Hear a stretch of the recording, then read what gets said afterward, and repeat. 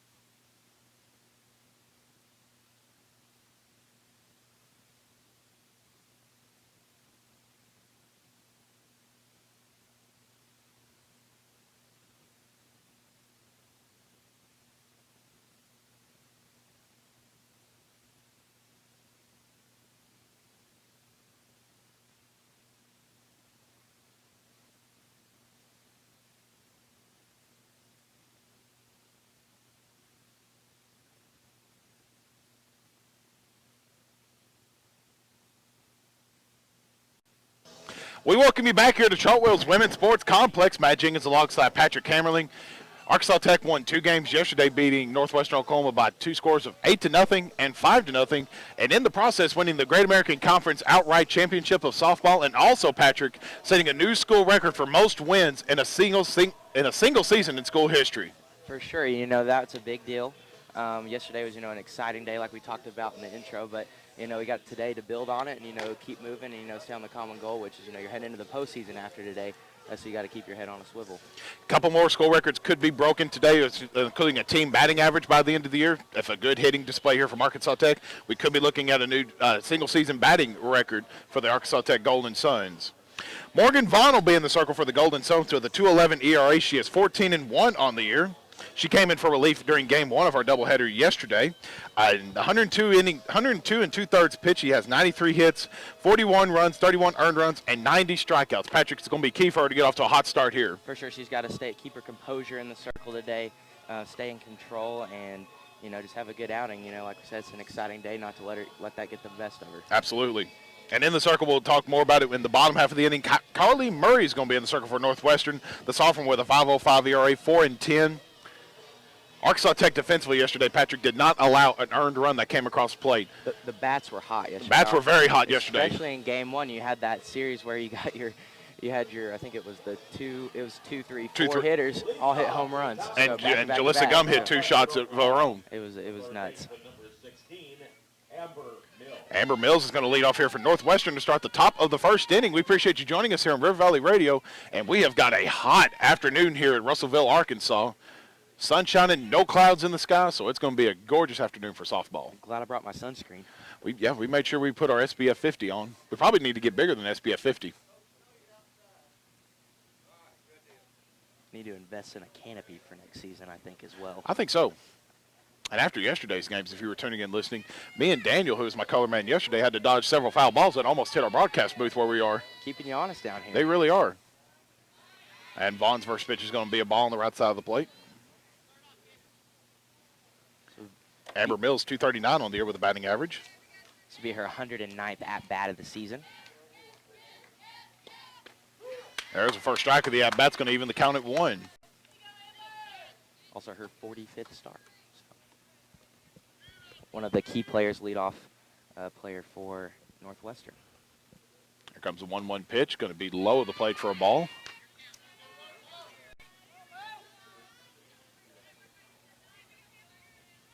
Puts a 2-1 count on the board.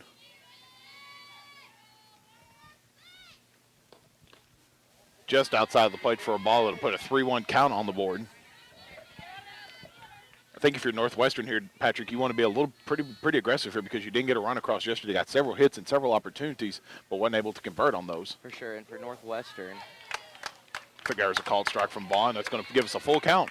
And like you were talking about for Northwestern, you want to be aggressive. You want to make something happen here early, to make a little bit of a statement. You have some momentum when you go in playing defense in the bottom half of this inning. Full count pitch. Going to get a grounder over towards Vasquez at third, over to first. Not able to make the play, and that'll get a leadoff hit for Northwestern, and they'll get a base runner at first. Good hustle, though, from Vasquez over at third to get the throw over after she muffed the catch. It was a hard hit ball right at her, and she was playing up to start with, so her reaction time was a little bit, less, and they're, of course, going to give her a hit for that. It was an ordinary effort there on the ball. Brings up Megan Sanders to the plate, the right fielder for Northwestern. She's going to foul that off the net. Waking us up early. They really are. Then again, when you had fly balls that fly over the fence, that's what you're more worried about. When they hit the net, I'm just whatever. Not anymore. Remember, we used to flinch all the time. That's true. We used to do that. We've gotten better as the season went on. There's a bunt down by Sanders to play over at first, and they'll get the runner out at first. They'll advance the runner to second, though, in Amber Mills. She did what she wanted to there. She put the runner in scoring position, and, now you only have one out, and bringing up Jordan Hay here to do something. Looked like Goodnight was fixing to try to turn the double play, but I think it was a good move to just go to first, get the solid out. I trust your defense here to get the second out and keep that runner out of scoring position. For sure. Jordan Hay comes to the plate now, the shortstop, with a .336 batting average. One out on the board with a runner at second. She's going to drive one to left field. That's going to drop. The play at third. They're going to be safe at third and in first. Northwestern getting off to a hot start here, rather. Got runners on the corners and threatening early. One out on the board, and as Patrick said, with runners in the corners. Haya at first, and Mills advanced over to third after the base hit. Brings up Madison McGraw, .314 on the year. Has 4 homers on the year with a .504 slugging percentage. Just behind Jordan Hay for Northwestern in batting average. I think if you're Arkansas Tech here, though, this is good because you get experience when you're in these crunch situations here early. And it's going to be crucial to have stuff like this, too, going Absolutely. into the season. Swing and a miss on that first pitch. He'll put an 0-1 count on the board. Biggest thing for Tech, too, after this series is to keep their composure going, and they play good Absolutely. on the road. So that's going to be their benefit here going into the GAC tournament later this week in Bentonville. 0-1 pitch and a swing. It's going to get a grounder over towards Ettinger. The play at first, he'll be out. Looked like she tried to tag the second runner out, but was unable to do so. That'll advance a run across from Northwestern. And they jump out to a 1-0 lead here in the top of the first. We were talking about wanting to be aggressive. If you're Northwestern here and they're doing exactly that, they already have a run scored early, which is something they didn't even accomplish yesterday. So kudos to them. Stephanie Kozier steps up to the plate. And Coach McSweeney's going to come out and have a quick chat with the umps.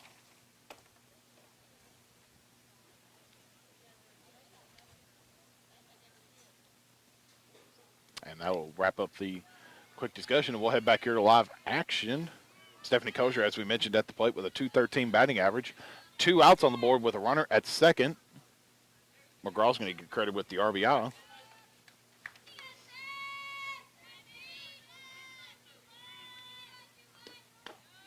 Two-out pitch is going to be a ball. Puts the first ball with a 1-0 count.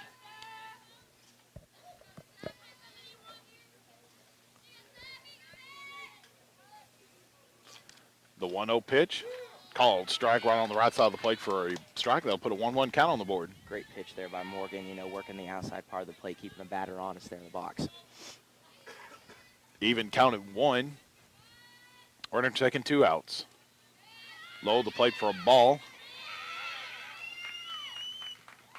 And the runner will advance to third in Haya. Home plate umpire looked like he got in the way just a little bit. Good movement, though, by Janie there, to look alive, and, it could have been worse than it was. Absolutely. She got the ball up and, held the runner even just going to third. Runner at third now with 2 outs on the board on a 2-1 count.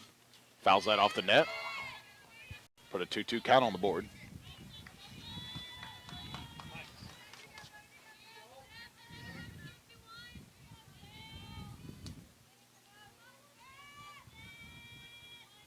Even counted 2. Here comes the pitch.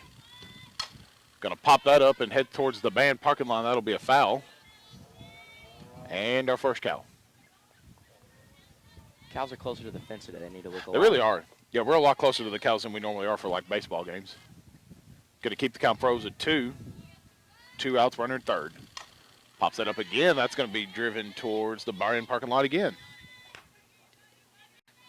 Got a battle going right now between Vaughn and Kouser here, so big pitch here for Morgan. You got that 2-2 count. I think you go inside here and try and make her squeeze. 2-2 pitch. Pops it inside. It looked like when it just got the edge of the bat, and that'll be a foul. Keep the count again at 2-2. Kouser yesterday was the one, that, if you pitch inside there, she's going to swing it. Hit her Yes, in the chest twice, so credit to her to stay in there, stay tough. Absolutely. I can't imagine that feeling very good. 2-2 pitch. Gonna drive it foul again. Great battle in here from Kouser.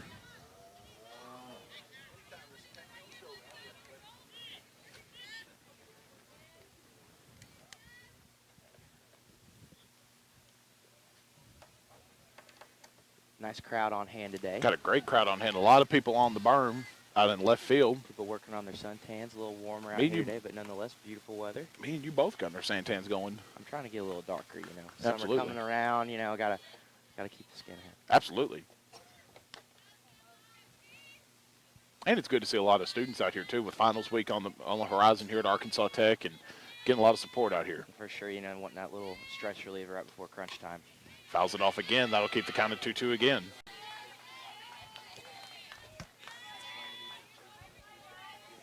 And it's also senior weekend, as you mentioned. A lot of the seniors' families are here. And we will honor those seniors after the conclusion of game 1 of our doubleheader. 2-2 pitch, outside corner for a ball. Big pitch here for Morgan. Full count pitch. Going to get a foul ball off the third base. And keep the count at full again. You got to love how Kouser's battling here. For sure, she's staying strong, holding her spot in the box. Morgan's trying to work inside and out, but she's reaching out, fouling off, staying alive in the box, so making for a good at bat. Full count pitch, 2 outs, runner at third. Going to get a grounder over towards Coronado. The play at first, and she'll get the out. Does good night, and that'll wrap up the top of the first inning. Northwestern gets on the board early, and they will lead 1-0 as we head into the bottom of the first. Edinger, Coronado, and Cambry Hill all due up for Arkansas Tech. When we come back here on River Valley Radio, you're listening to Golden Sun Softball.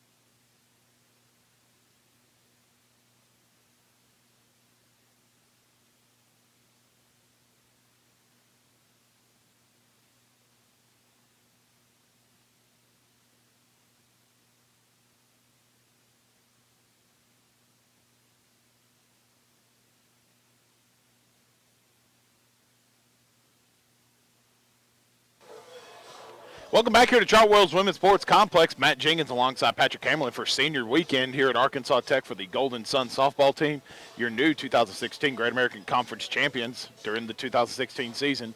Patrick, it's been one heck of a year here for the Golden Suns. It really has. I'm glad I got to come out and watch as many games as I have and be a part of it. It's still going, though, nonetheless. Absolutely. Still got a lot to play for. There's Seen a couple fans yesterday. They were talking about they want to make a trip to Denver this year. Wouldn't that be something if That'd you got be to go all the way awesome. to Denver for the World Series, the Spring Sports Classic, and that would just be exciting, something big for Arkansas Tech softball that would literally make history. It never happened here Absolutely. before. We got to take it one game at a time. They still got the conference tournament coming up next weekend. You can make sure you tune into that on the GACSportsNetwork.com. You can Google that on your laptop computer. There's a mobile version on your iPhone and Android devices, so make sure you tune into the GAC Sports Network, and we will have coverage for you of that tournament coming up next weekend in Bentonville, Arkansas. Alex Ettinger is going to step up to the plate. The sophomore leading off with a .403 batting average. Went 0 for 3 from the plate in game 1, but then stepped up big time in game 2 yesterday. Had a huge game 2. Important for her to stay aggressive in the box like she always is. Actually, she didn't first pitch swing there like she normally does, so starting off patient. Call for a strike on the first pitch. How crucial is it here for Arkansas Tech to try to rebound here after, not necessarily rebound, but try to answer the one-run inning that Northwestern just had? Not so much crucial as more so as they keep their composure. You want to stay aggressive like normal. Don't stray away from your normal game plan because it works.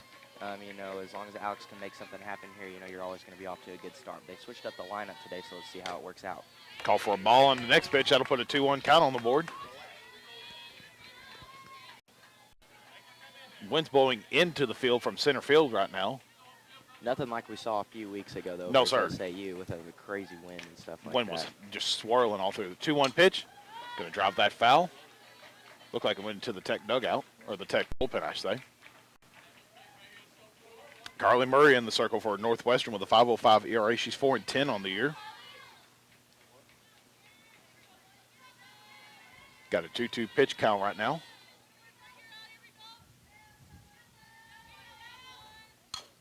Ettinger gets connection, but going to push it foul just a little bit. Great job by Alex to stay in the box, battle there, foul it off. She's sitting back at the left corner of the box, though, a little bit there, right corner from where we're sitting. So she's scooting in now, trying to make something happen, be aggressive. The 2-2 pitch coming to Ettinger. Low of the plate for a ball. Good patience by Alex. Normally they want to try and make her chase there. Absolutely. She's got a full count to make something happen here.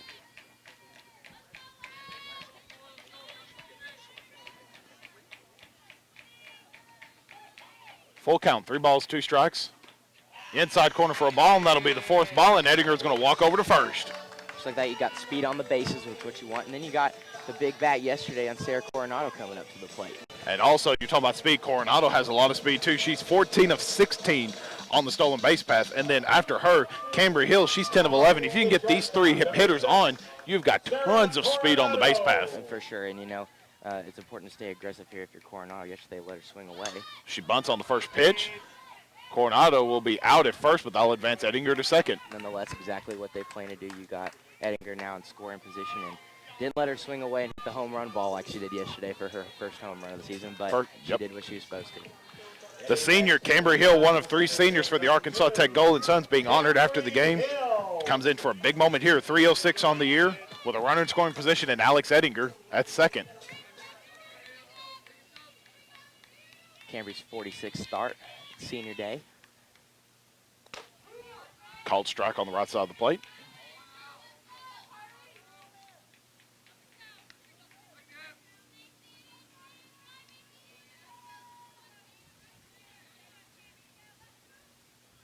Cambry, a big bat in the lineup, responsible for 32 runs this season. Ball is low of the plate. Be the first ball, the at-bat.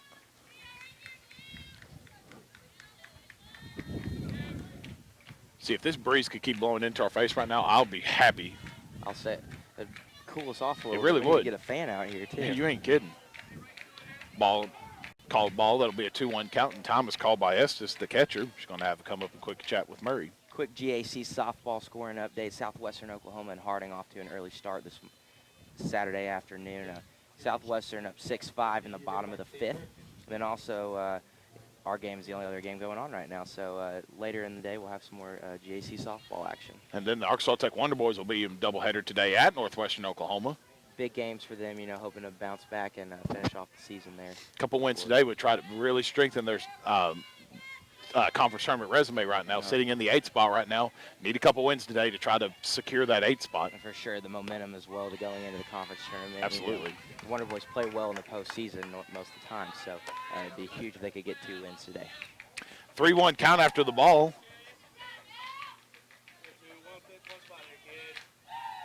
Look for Cambry to probably be pretty patient here ahead in the count 3-1. The 3-1 pitch. Low of the plate for a ball, and she'll take over to first base. Good patience by Cambry there in the box, and you got the big bat coming up next. Destiny Crumpley comes up to the plate now, the freshman batting .368.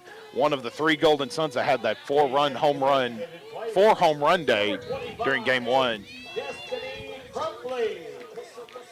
We were all sitting in the press box yesterday, like, she's not going to hit a home run. Boom. Pops it right out into right field. She definitely has the power to do so. She has a .556 slugging percentage. She's called for a strike on the first pitch. As awesome as that be, I don't think that's really what you're looking for here out of Crumpley. Try to get a base hit and try to advance around some runs. For sure, you got a runner in scoring position and another one on first. Crumpley fouls that off, going to the band parking lot. And only 1 out, so you have the time to be aggressive on the base paths as well if you're Arkansas Tech. Absolutely. 0-2 count on the board after the foul off. Destiny Crumpley, the freshman. Big moment here for Crumpley. The 0-2 pitch. Crumpley's going to just drive it foul. Looks like she got the bat head around just a little bit late, or a little bit early, I should say.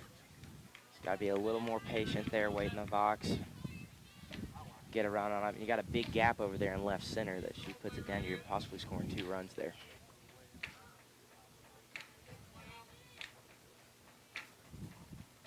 There's definitely enough speed on the base path to do so. Called ball. That'll be the first ball they have back. Good patience. With 2 runners on this season, Destiny's batting .461, so I like that percentage right now with her in the box. It's exactly who I want right now. Absolutely. Crumpley's going to get a pop hit to center. Nope, they're going to stay put at center field. Or the ball is caught in center field, and they'll stay put on the runners. Well hit ball from Crumpley. Looked like it was going to drop just below the center fielder, but she made the play. For sure, but give credit to the Northwestern center fielder, Peyton Garrett there. She made a great play on the ball. It was a hard hit ball and kept the runners where they were. Megan Goodnight comes to the plate now, the freshman batting .354. High at the plate for a ball.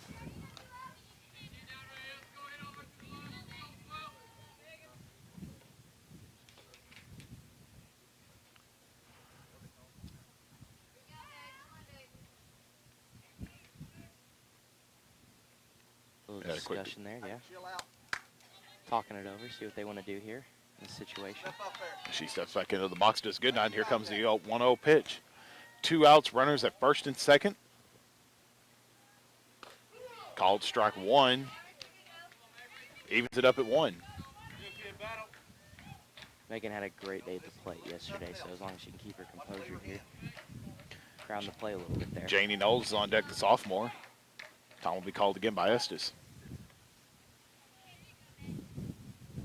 I think if you're Megan Goodnight here, you're trying to set it down that left center gap like we were talking about. The wind's in your favor, pushing the ball that way, so she can make a play there that possibly score 2 runs with the speed you have on the bases right now. I thought about it earlier. What do you think the Golden Suns' mindset is right now? You won 2 straight. You won a championship. You set a school record. I think last night, you enjoyed it and you celebrated. But when you woke up this morning, you got here and you got back to work, You know it's business. You get to take it game by game and, enjoy it, but don't let it overwhelm you today. Pitch gets away from the catcher at Estes. Edinger's going to advance to third and Hill to second. And now if you're Goodnight, you really want to try to convert on this opportunity because now you got a prime opportunity to bring in 2 runs. For sure, 2 runners in scoring position. You always want to capitalize on this. And, in this situation, Megan's batting .339 on the season, so odds are in her favor right now. 2-1 pitch. Swing and a miss. I'll put a 2-2 count on the board for Megan Goodnight. Hey, you're just trying to make contact. Go down swinging. You're just making contact. Just contact. Come on. The 2-2 pitch. 2 outs. Runners at second and third. Goodnight swing and a miss. And that'll be a called strikeout For Carly Murray, her first of the day, her 64th strikeout of the year. The Golden Suns are going to leave two stranded at second and third. We're through one, and Northwestern leads 1-0 here from Chartwells. We'll take a quick break. We'll be right back. You're listening to Golden Sun Softball.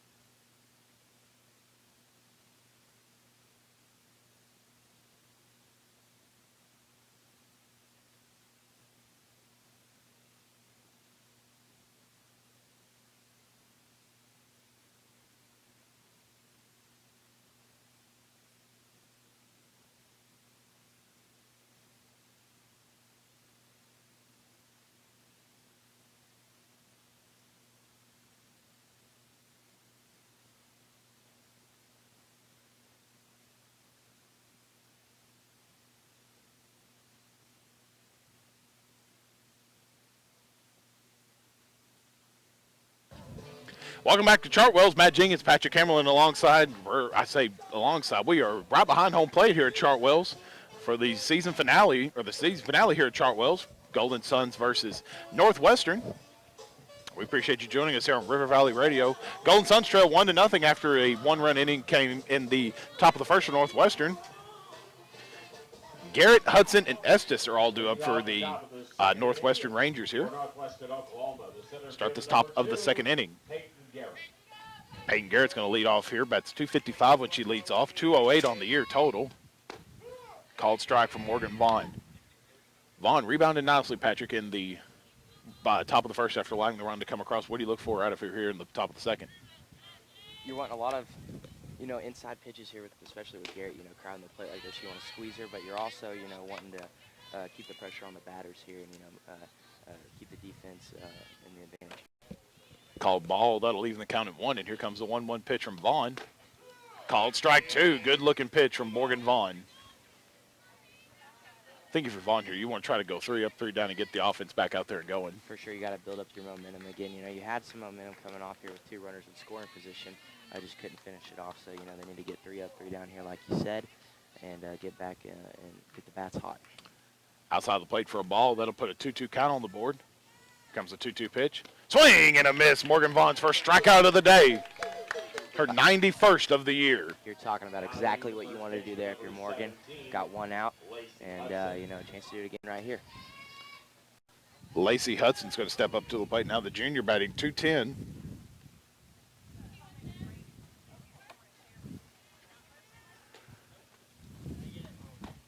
Called strike 1 from Vaughn on the upper corner.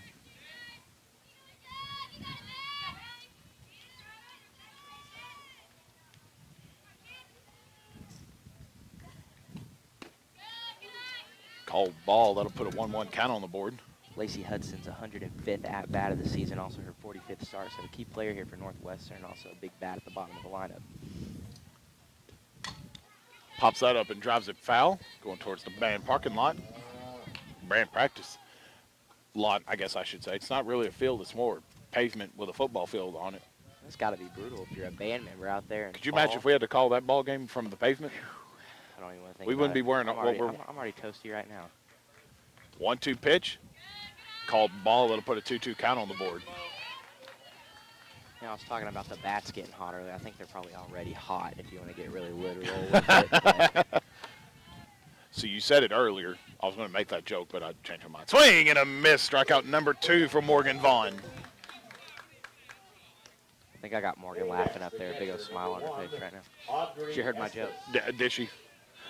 Yesterday when me and Daniel were talking about Ettinger, but she went 0 for 3. It was like, you expect her to rebound here. First swing, she gets a hit. It's like, well, she hurt us. We're just that good.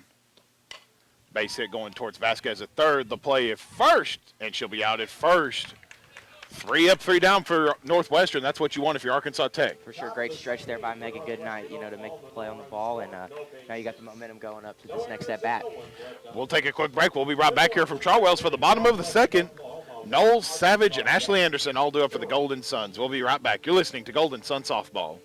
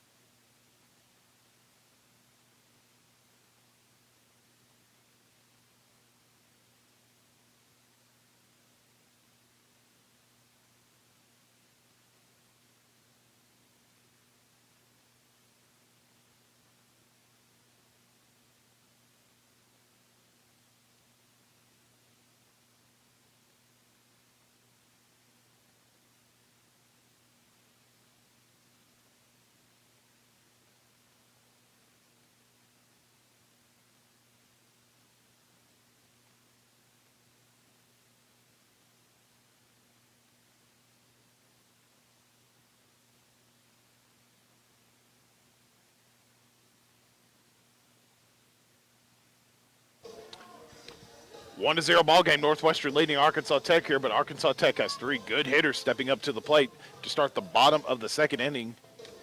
Janie Knowles, Ashley Savage, and Ashley Anderson all due up here for Arkansas Tech to start this bottom of the second inning. And we appreciate you joining us here on this, albeit beautiful, albeit hot afternoon here at Arkansas Tech. It's not keeping the fans away, though. The berm's full out there, and you got a lot of people sitting on these metal bleachers in here. But I think that's why the berm's full, you know. Probably.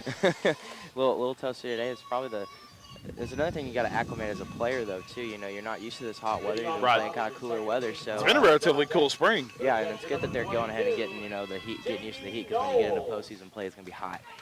Janie Knowles is going to lead off here for Arkansas Tech, batting .295 on the year. When she leads off, though, she bats .472, right on cue, pops one up. And a great play from the shortstop, Haya. Hey, she makes the play going all the way into shallow left center. It makes the play. It was impressive. She had to run back, and she did the over-the-look shoulder type of thing, just fell right in her glove. So, great effort on the ball there by Haya. The left fielder, number 4, Ashley Savage. Ashley Savage is going to step up to the plate now. .252 on the year for batting average.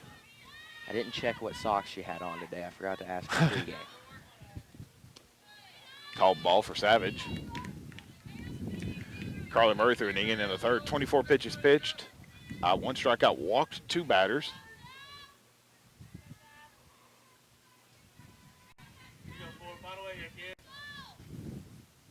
One 1-0 pitch. Called strike 1. That'll even the count at 1.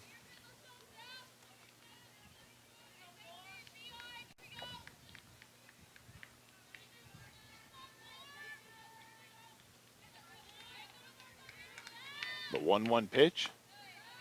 Outside for a ball. It gets away from Estes, but no base runners on. Just go down to the ball for a 2-1 count.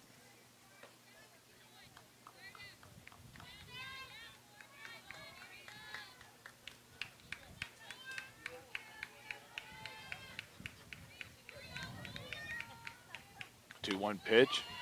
Just outside the strike zone for a ball. We're 3-1 count here for Ashley Savage.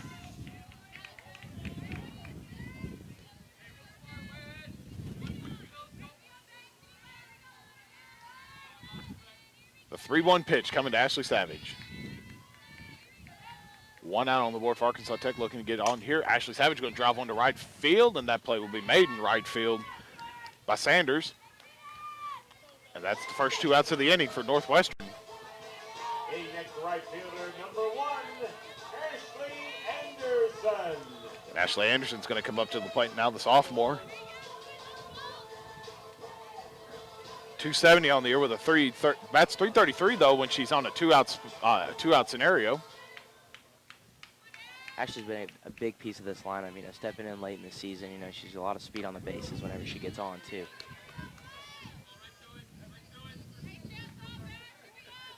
Takes a strike for first pitch to Anderson.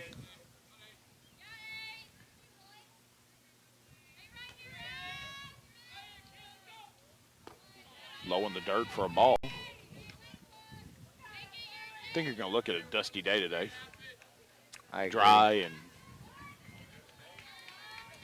take good care of this field, though. They really do. Nonetheless, they're going to water it down really good in between games. They watered it down really good before the game, too. So swing and a miss for Anderson on the 1-1 count. Turns that into a 1-2 count. I think it's awesome. We haven't talked about it, but how they put the seniors' numbers right behind Yes, home very plate. cool. They Very nice paint it touch. into the grass. That's awesome. Leaving their legacy here on the field. Swing and a miss for Anderson. That'll be the second strikeout of the day for Carly Murray, and that's 3 up, 3 down for the Golden Suns in the bottom of the second.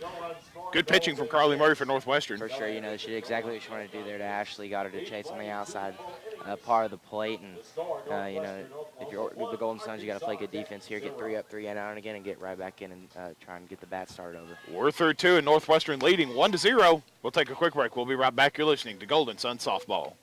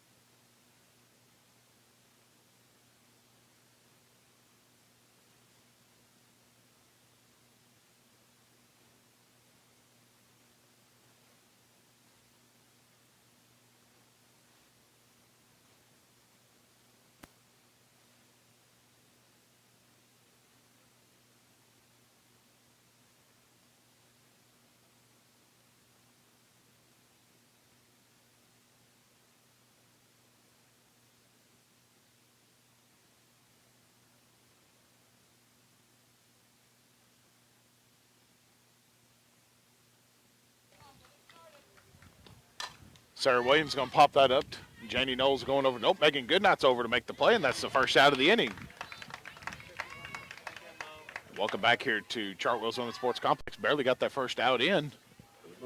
That's a good way to start for the Golden Suns to start the top of the third. Exactly. This is what you want to do here. You know, we talked about before the break, you know, want to get back out here and get 3 up, 3 down again and keep the momentum on your side and move back in there. You know, they need to get the bats going.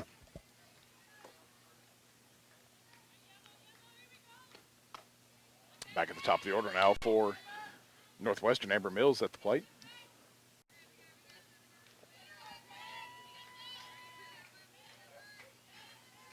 Had a single in her last appearance. Call for a ball again from Vaughn. That'll put a 2-0 count on the board. Dangerous hitter here for Northwestern. You know, she was a big part, or actually the one that scored the run, I believe, here. So she got the bat start early for Northwestern in this game. Call ball again from Vaughn. 3 pitches and 3 balls.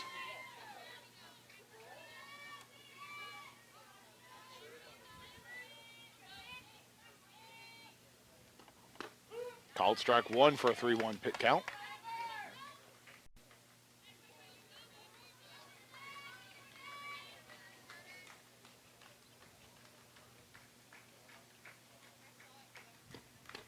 Called strike 2. Good 2 pitches from Morgan Vaughn.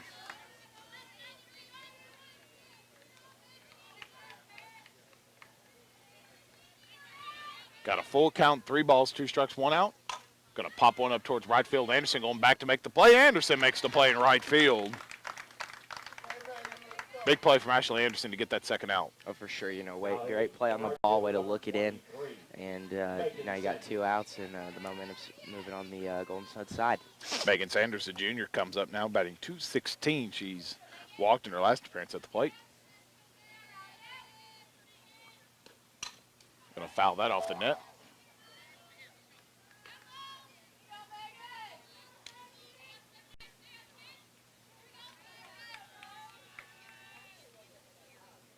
And she'll step back in on a 0-1 count. The 0-1 pitch in the dirt for a ball. That'll put a 1-1 count on the board.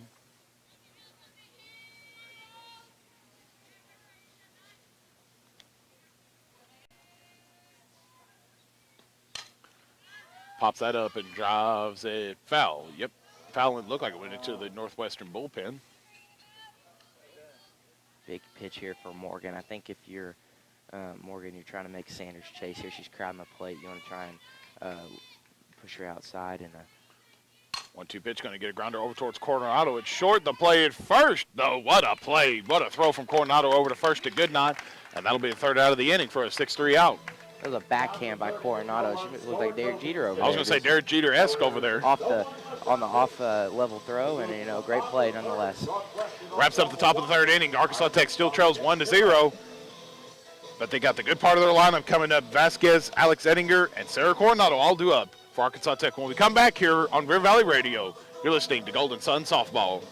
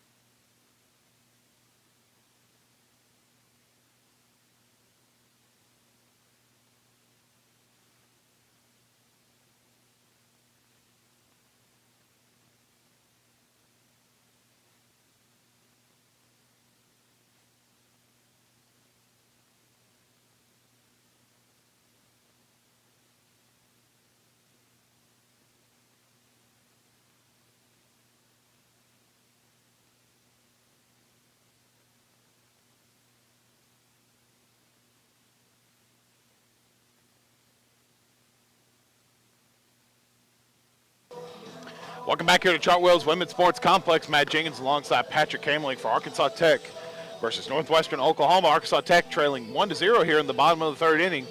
But they've got the 9-1-2 hitters coming up.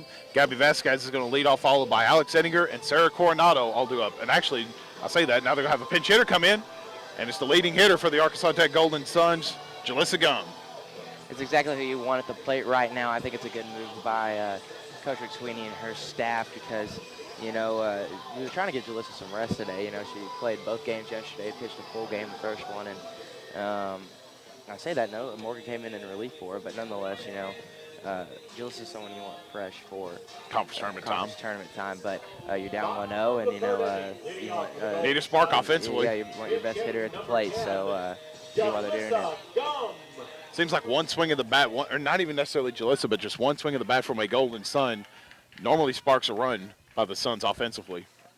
And, Jalissa with her 2 home runs yesterday too probably had there's a little bit more of confidence coming up to the plate here than most today.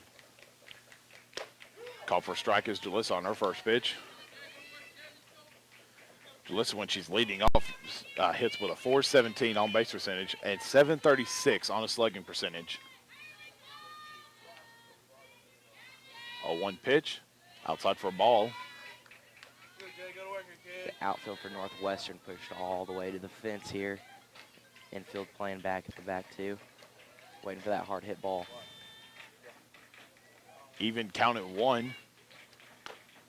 Outside for a ball again for a 2-1 count. Trying to make a chase there. Good patience by Jalissa at the plate. 2-1 count here for Jalissa Gum.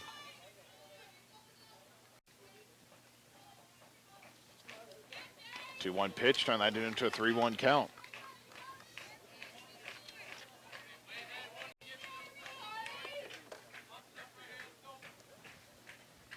The 3-1 pitch on the board, or 3-1 count on the board, and the 3-1 pitch is coming.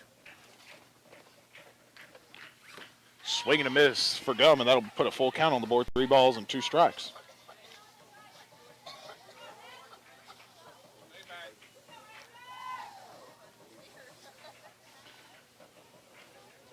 Full count on the board for Jalissa Gum, looking to get the leadoff hit here. Takes a ball forward. Jalissa Gum's going to be walked on the leadoff hit, and she'll take a stroll over to first base. Back to the top of the lineup now for the Golden Suns. With Ettinger coming up, now you got speed on the bases and potential to put more on it with this, aggressive batter as Alex is.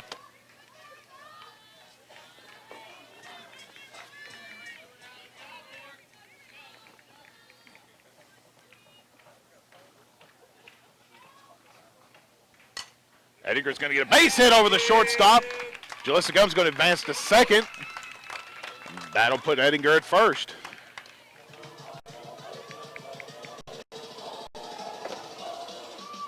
Sarah Coronado comes up to the plate now, number 6, batting in the 3 spot, or in the 2 spot, I should say.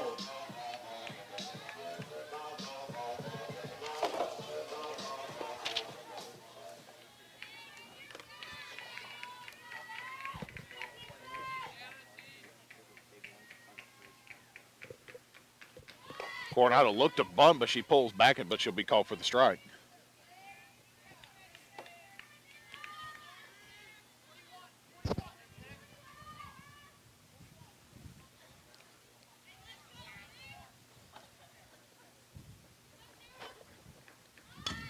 Lays down a bunt, drives it foul. Quick 0-2 count after 2 bunts here. I think it's a good call here to try to lay down a bunt here and advance the runners over. I agree, especially with the speed of Coronado, she's got a chance to beat it out, especially because if you're Northwestern, you're trying to go for that lead runner. But, if they get them all jumbled up, you got potential to have the bases loaded. Time is called by Coronado.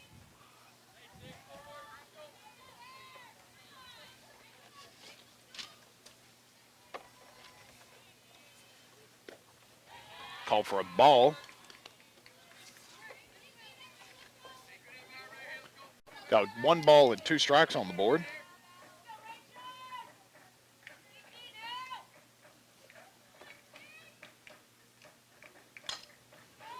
Pops that up and going to drive it foul. Going to keep the count at 1-2.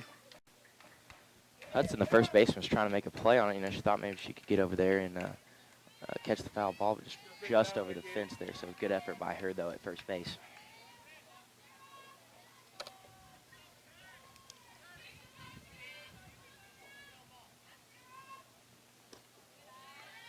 Call for a ball. That'll put a 2-2 count on the board. Good patience there by Sarah. She was crowding the plate, but they tried to make her chase outside. You know, she kind of wanted to swing for it there, but she held up and trying to get ahead in the count here. Coronado's going to drive that towards center field, and the play is made center field. Edinger's going to advance over to, no, she's going to stay at first, and Jalissa's going to advance to third. Runners at the corners now, though, but they only have one out, and Coronado did exactly what they wanted to do there. She got a runner to third, and you would have liked to get Alex to second, but nonetheless, it wasn't a total bust, and you got Jalissa on third with a big bat of Cambry Hill coming up to push in the run possibly. Cambry Hill steps up to the plate.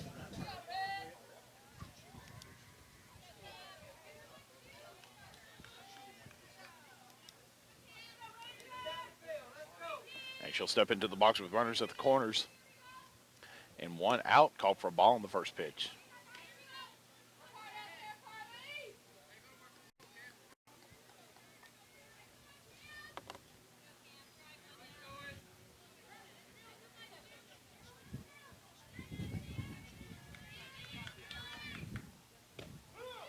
Called strike one. Close pitch there on the outside corner of the plate. Cambry shook her head wishing she had swung at that one. And time is going to be called. Going to talk it over. Quick GAC scoring update from Southwestern Oklahoma and Harding. Bottom of the 7th inning. Southwestern has an 8-5 lead there, so trying to get a win out of Searcy there. And then also Wonder Boys baseball versus Northwestern and Alpha Oklahoma has started, so see if the Wonder Boys can get things started. They're just in the bottom of the 1st inning right now, those tied up at zeros, so we'll keep scores coming from that game. The warm weather's making its presence known. Look, we almost lost our connection out here for our internet stream. We also went ahead and put up our computers too. They were getting a little hot there. I got a heat advisory warning on my computer. didn't want to ruin the hardware, so we're gonna do it the old-fashioned way and do the scorecard, aren't we, Matt? Absolutely.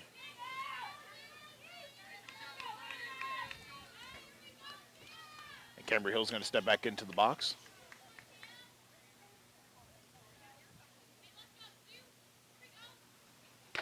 Swing and a miss for a 1-2 count.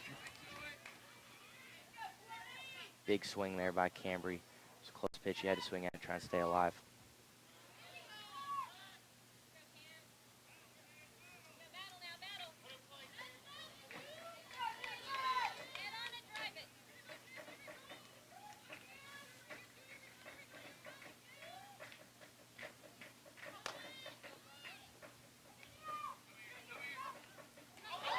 Play gets away from him at first. That's going to bring Jalissa Gum to score.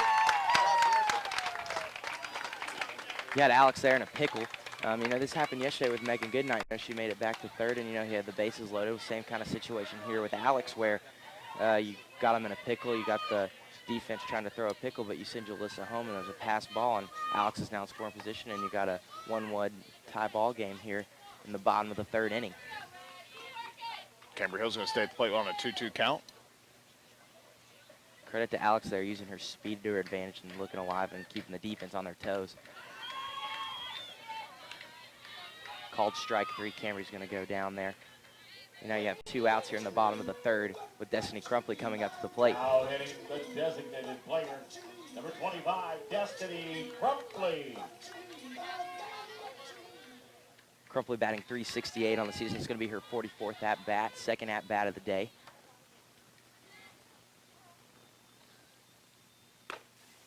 Had a hard hit ball to center field at her first at-bat. Got the runner in scoring position, though, with that. First ball outside. 1-0 count for Crumpley.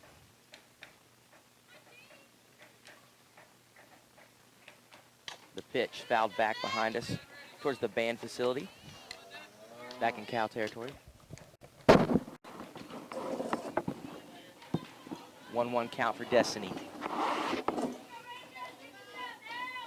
Third baseman and first baseman playing in here. Got a runner on second, Alex Ettinger in scoring position. Hard hit ball to second base, 4-3 put out, and that's going to end the inning.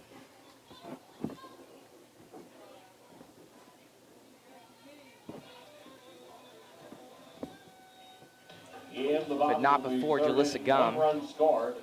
on a wild throw between Alex Ettinger and a pickle between first and second there. Scores the run. You got a 1-1 ball game here at the Chartwells Women's Sports Complex. And we'll be right back with Golden Sun softball after these short messages.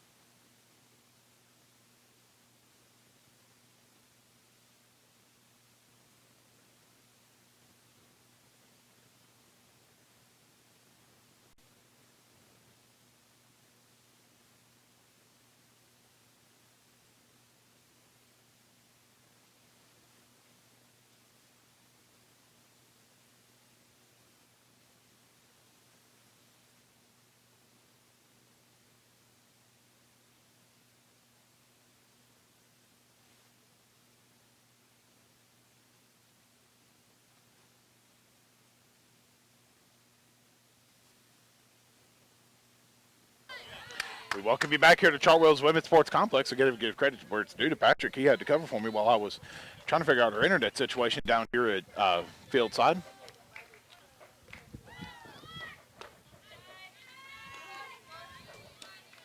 Called for a ball on the strike. Got a 1-1 count on the board. Morgan Vaughn still in the circle right now. Going to get a slow roll over towards Crumpley. Third over to first, and the play is made to Goodnight at first. That'll be the first out. Had some defensive changes here. Crumpley now at third, as opposed to being just the DP with Jalissa. Now the DP and Gabby Vasquez line up. So, you know, the good glove over there by Destiny to make the play and put the first out on the board.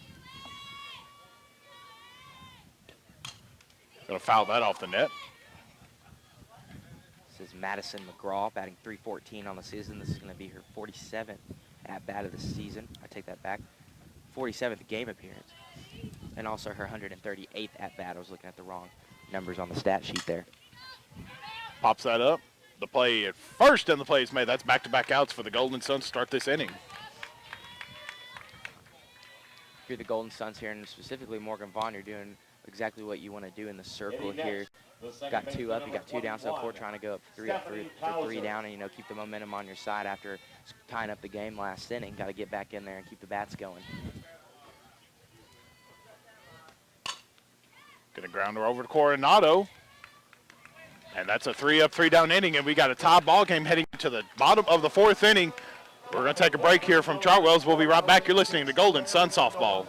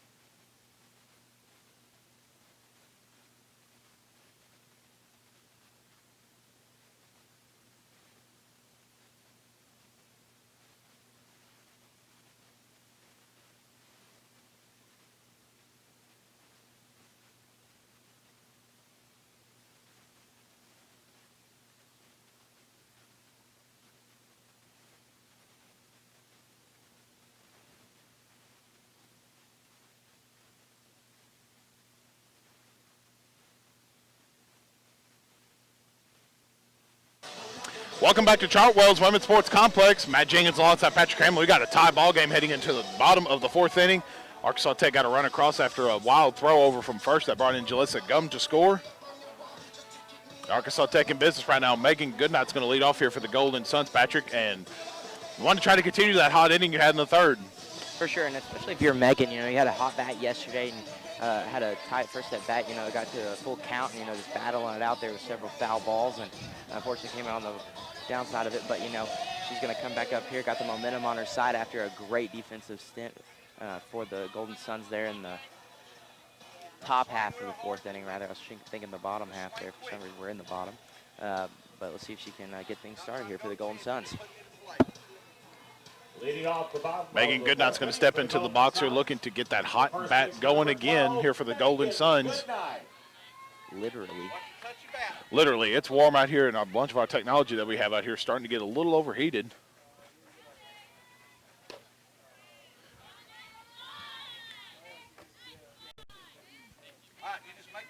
First pitch outside for ball one for Megan. Watch it leave her hands, watch it touch the bat. Come on, focus in here. You good. 1-0 count. Pitch just a little bit inside for ball two.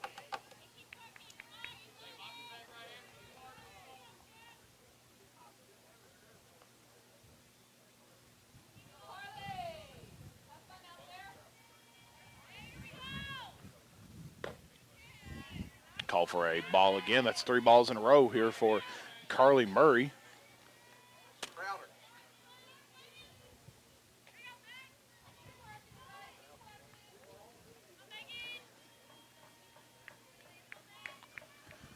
Three balls, no strikes on the board, no outs. Called strike one for Goodnight. Important for Megan here to stay patient at the plate. Got the 3-1 count, you're ahead in it. Big bat in the lineup too, batting .354 on the season. This is going to be her 32nd game appearance, 32nd start. Ball in the dirt for a ball, and that'll be a walkover for Goodnight. That'll get the leadoff hitter on. Good patience like we were talking about, and you know, big chance here for Janie Knowles coming up to the plate. Go, Janie! Go, Janie! Now hitting the catcher number 22. I think you're just sitting here waiting for that big offensive spark, that big Golden Sun hit that we saw a lot of yesterday. Be smart on your base running. Listen to your coaches. It's not even though that they're off to a slow start, you know, it's just I think we're playing a little bit more conservative today, Right. Not being as aggressive as we were, because yesterday you were wanting to, right off the bat, you had all the momentum of the bat starting with Coronado in the first game with that big home run. So Absolutely. just fed the rest of the momentum through the game.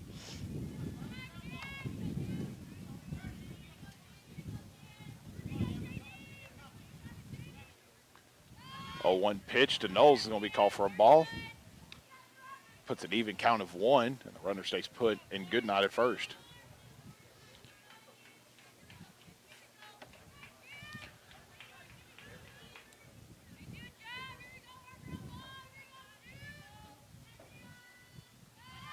Lays down a bunt. Good-looking bunt from Knowles to play at first, and she'll be out at first. Nonetheless, Advance Goodnight to second. Nonetheless, did exactly what she wanted to do there. Advancing Goodnight to second, got a runner in scoring position, and the big bat of Ashley Savage coming up to the plate. It was a beautiful bunt, about as textbook as you could get for a bunt for the Golden Suns. Ashley Savage comes up to the plate now, the junior. This is your girl, Ashley. This is your girl. Couple big hits yesterday for Savage, looking to continue here today during game 1 of our doubleheader.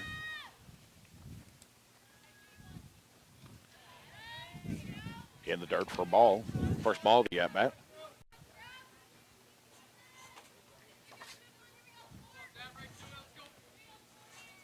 One 0 count, 1 out. The runner at second in Megan Goodnight. Just outside the strike zone for a ball. And time is going to be called. Looks like Murray called time.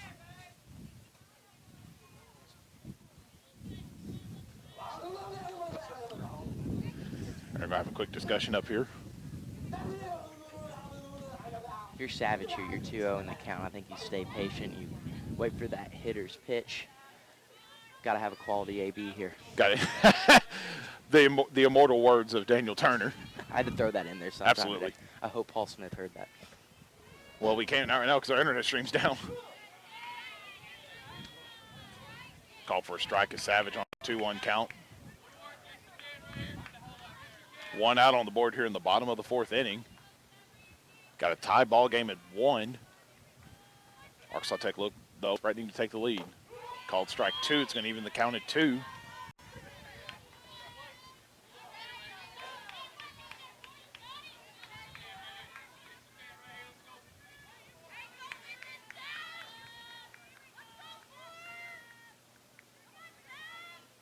2-2 swing, and that's going to be a foul off the net.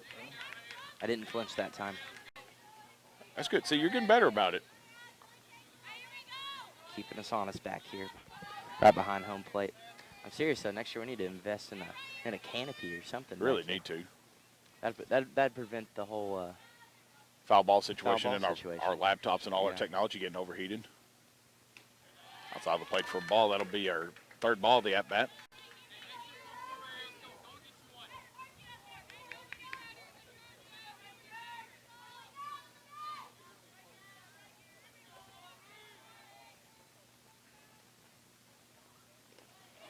Ball gets away from the catcher. Savage will get out at first after the dropped ball on the second strike. She'll be out at first. That will advance Goodnight over to third, and it got the runner in scoring position, the game-leading run in scoring position. Got the big bat coming up next with Ashley Anderson. A lot of speed if you can get her on the bases, but also, you know, she's got that potential to, you know, lay down the quick slap hit here and move Goodnight into score.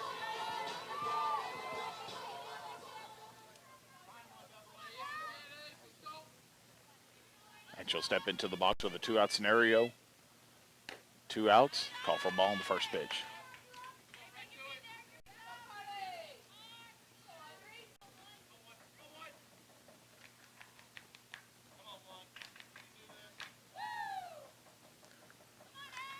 The 1-0 pitch. Swing and a miss for Anderson. Put a 1-1 count on the board. Hang in there, Ace. Hang in there. Don't make no big deal out of it. Focus in here. One big swing here from Anderson could be a game changer here for Arkansas Tech as they got the game leading run in scoring position at third and making Goodnight. The 1-1 pitch is going to be a ball. Good patience there by Ashley, trying to make her chase on the outside low part of the plate. Way to stand in there and not chase. Jalissa Gum is on deck right now for Arkansas Tech.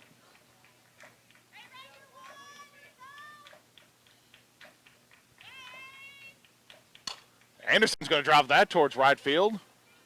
Gets over the right field. That brings in 1 run to score. Anderson rounds second, going to third. Anderson is going to get a triple, an RBI triple for that matter.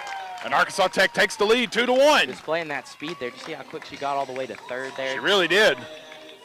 It was also a well-hit ball, you know, just misplayed by the right fielder, went over her head and able to score the run. And now you got her in scoring position with the big bat of Jalissa Gum coming up.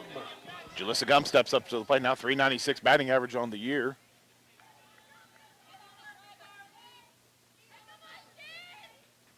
Jalissa swinging a miss on her first swing. 0-1 count.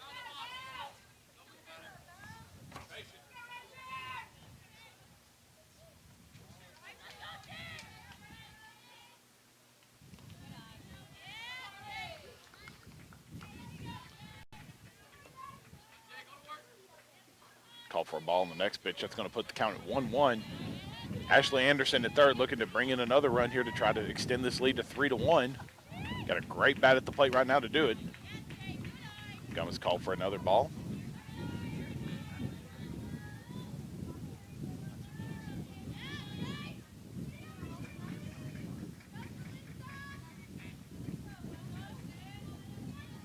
A 2-1 count on the board.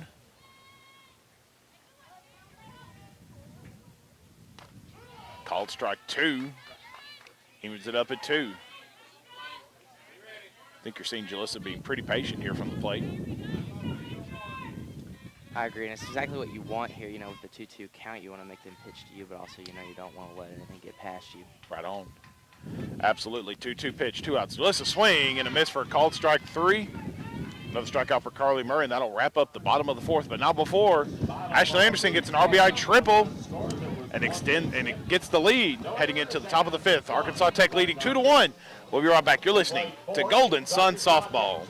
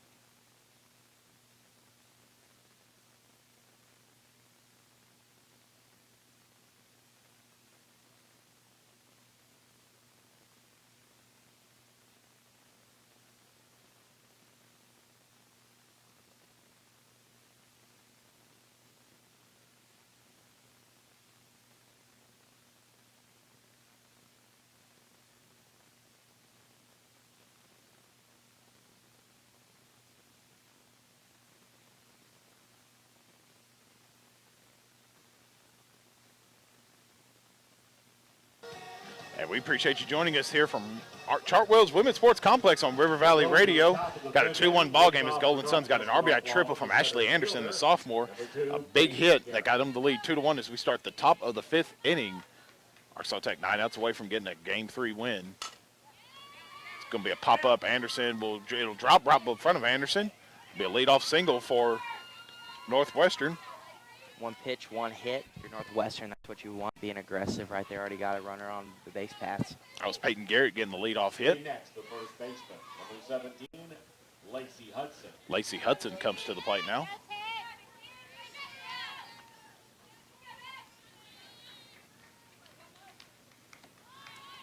Lays down a bunt, and it's just going to get over the reach of Knowles. Be called for a strike after the foul. Again, seeing a lot of aggression here, trying to advance the runner in a scoring position there with a bunt there by Lacey Hudson. And you saw the Tech defense also come up. As soon as that bunt was laid down, the first and third basemen were already up in the face. Crumpley playing very shallow into the third base line towards home. Expecting that bunt, though. Swing and a miss. The play at second, just over the head of Coronado. And they'll be safe at second. Got an 0-2 count, though, on the board. Great job by Cambry Hill in center to back up Coronado there at second and recover the pass ball there on the steal attempt there.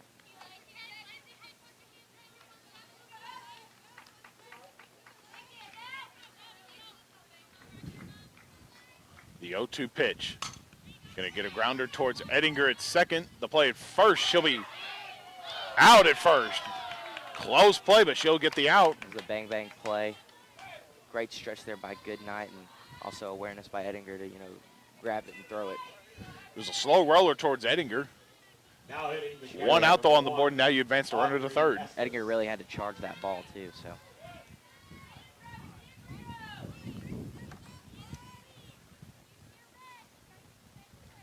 Audrey Estes comes to the plate now, the sophomore. Estes going to get a base hit towards center field. That's going to bring in a run for Northwestern. Be an RBI single for Estes, and Northwestern ties the ball game up at 2.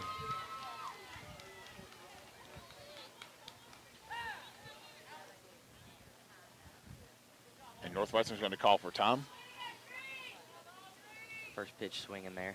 Got a pinch runner coming in for Northwestern, number 11, Alexis Hayes, the junior, going to come in to pinch run for Estes.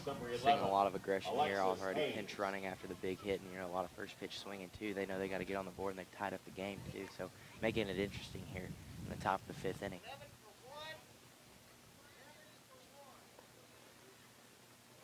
And you just heard the umpire say 11 for 1. We already mentioned that Alexis Hayes is going to come into pinch run. Sarah Williams is going to come to the plate now. The designated player with a .215 batting average. 1 out runner at first, and got a tie ball game at 2.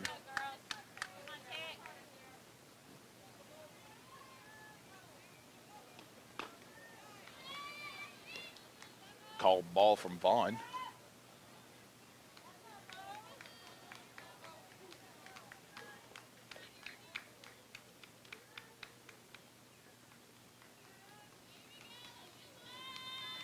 And she'll step back in with an 0-1 count to Williams. Williams deep to left field. Savage makes the play. That'll be the second out of the inning. That's going to force the runner to stay put at first. Great job by Ashley there, not only to catch the ball, make a good play on it, but right when she caught it, she popped it out of her glove ready to gun down the runner at first, Alexis Hayes, if she was going to try and steal second. So good job to keep the runner at first base there. 2 outs on the board. Back at the top of the order now, Amber Mills comes to the plate for her third at-bat. Mills is going to drive that foul.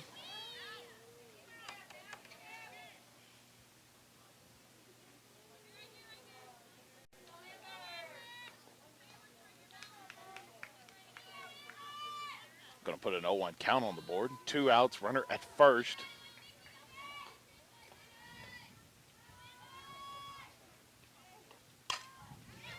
Going to get a pop-up in center field, and Cambry Hill makes the play in center field. That's going to wrap up the top of the 5th inning. Northwestern gets an RBI single and ties the ball game up at 2. We're going to take a quick break here from Chartwell's. We'll be back in a moment here for the bottom of the 5th. Game tied at 2. You're listening to Golden Sun Softball.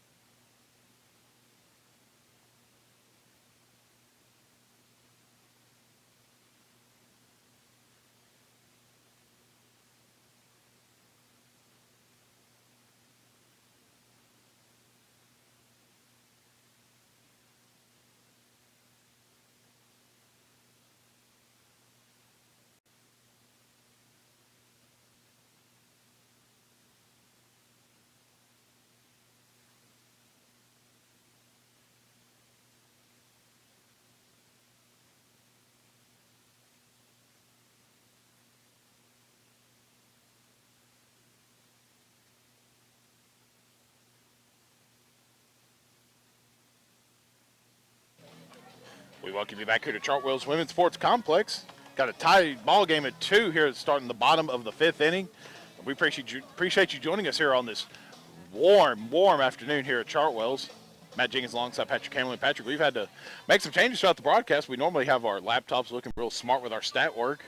Now we're really showing our smart stat work working the scorecard. We're throwing it back old school here. I think my grandpa would be proud. I think this is how he used to have to do it. Back in the day, didn't have all the fancy technology. The MacBooks and the real iPhones. Time, Absolutely. Stuff. Yeah, you had to do it all by hand. So, we're making it happen still, and nonetheless, it's keeping everything safe. Alex Edinger is going to lead off here for Arkansas Tech, the sophomore. 403 batting average. I think for Arkansas Tech here, this is the inning where you want to see something big happen. Try to extend this lead out of reach. And for sure, Alex is someone that you want to be aggressive right off the bat here. And, you see it right there. She had to wait for ball or strike one there, but, she's just waiting for her pitch and make something happen. Called strike one on the first pitch, 0-1 pitch. That's going to be a base hit towards left center. Edinger is going to get on with a single. That's where she's going to stay put. She'll get a leadoff single, start the bottom of the 5th inning. She thought about going to second there. She got a big round off first base there. She got close. Coronado.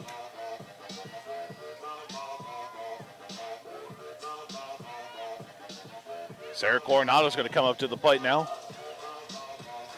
2 big base runners potentially getting on base here. If you can get Coronado on, then you got a good chance to get a base runner in.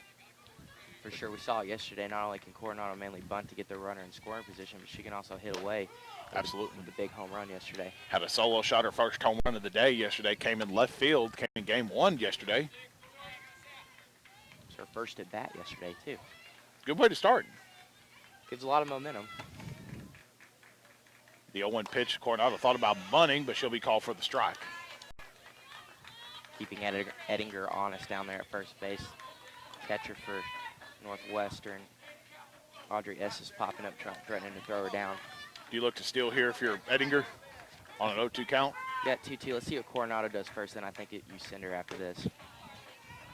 Ball on the outside of the plate for a 1-2 count. And we saw whenever we took that 2-1 lead earlier in the game, at the bottom of the 4th, Alex has the ability to get on base and then also use her speed to advantage and confuse the defense.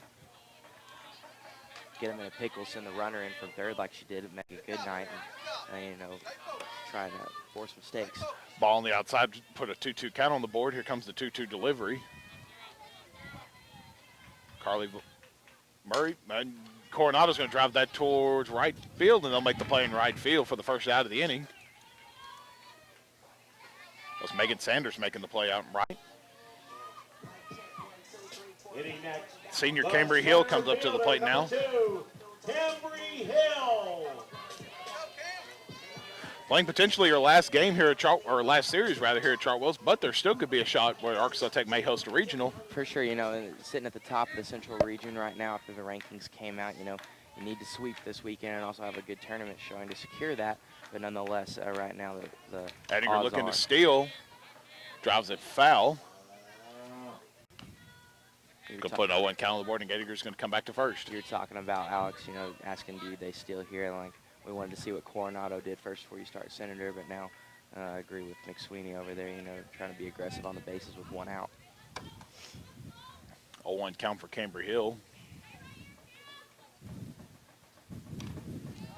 Off the catcher's mask and going to drive it foul off the net.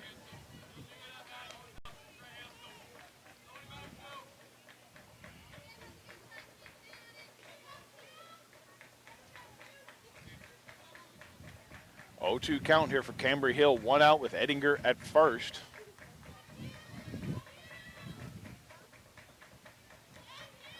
And here comes the 0-2 delivery. Saw the plate for a ball for a 1-2 count.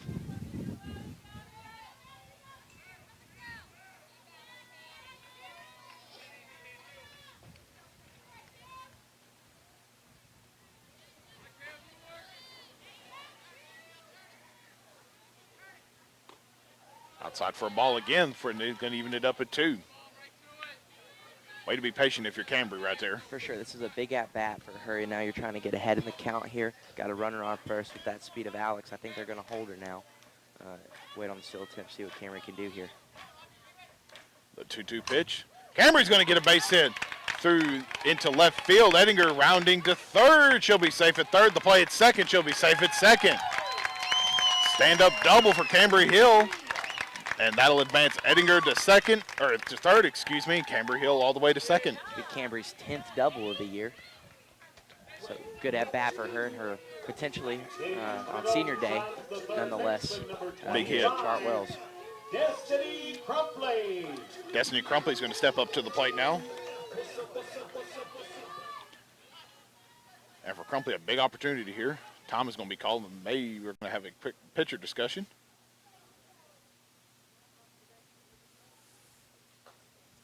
Don't know if the day's going to be over yet for Carly Murray. For Murray, though, she's pitched well. Only allowed 2 earned runs and 3 hits, excuse me. There is activity in the Northwestern bullpen, so if they don't do it now, they're thinking about a pitching change here with the game as tight as it is. You want your best closer in the game right now for Northwestern with a big part of the lineup coming up for the Golden Suns nonetheless.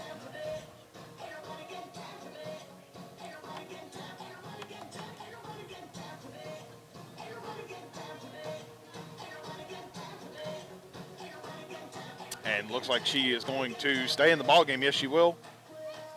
Crumpley's going to step back into the box. Hasn't took a pitch yet. She'll still have a fresh count. 1 out with runners at second and third. Let's go, B. They can't psych you out. Big opportunity here for Destiny Crumpley.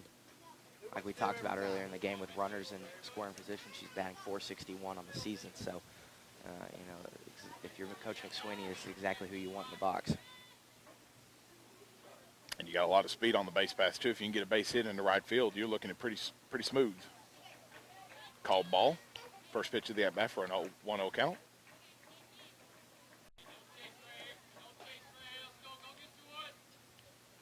Important to stay patient, and they're going to try and make her chase outside here. Outside for a ball again for a 2-0 count. You think they try to get the bases loaded here? I think you're really just trying to not try to necessarily get the bases loaded. You'd take a walk if it came down to that here, but you got a big bat coming up with Megan Goodnight on deck, so I don't know if I'd risk that. Especially only with 1 out. And 4 pitches and 4 balls, and that'll be a walk. And they'll get the bases loaded. Megan Goodnight's going to step up to the plate. 1 out. They put the force at any base, too, so, I mean, I can see the logic behind wanting to do that if that was planned. All those pitches were outside, so I'm going to assume it was. Coach McSweeney's going to pinch run here. Looks like number 5, Sydney Henson's going to come in to pinch run for Crumpley. Sydney Henson. A lot of speed now on the bases for the Golden Suns with Sydney Henson, the freshman from Greenwood. For Goodnight here, a base hit, and you're in good shape to try to bring in potentially 2 runs. Got a nice gap opened up in left center there. Left fielder playing really close to the line. I think they expected Megan to maybe pull something down that line. If she did that, that would score 3 runs, especially with all the, if not 4. Or she could do what baseball did a couple weeks ago and just knock it out the park for a grand slam. I'd like to see that out of Megan. Absolutely. Remember a few weeks ago early in the season, she put one over the scoreboard there in warm-up, so she's got the capabilities. Goodnight going to drop it just foul. I think that was that hit you're talking about where that could have probably brought in 3 runs. Exactly, and like you said, you saw the left fielder cheating over towards that line. They're expecting that out of Megan. It'd be awesome if she could just stick one down that corner and let the speed do its thing on the bases. Absolutely. Step up there, anything close. Come on. Step up. She'll step back in on an 0-1 count. Come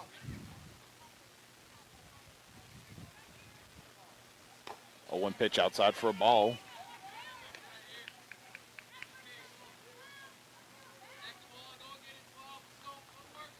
Come on, man. Anything close. Don't worry about running, just hit. 1-1 pitch coming, bases loaded. Going to pop that foul for a 1-2 count.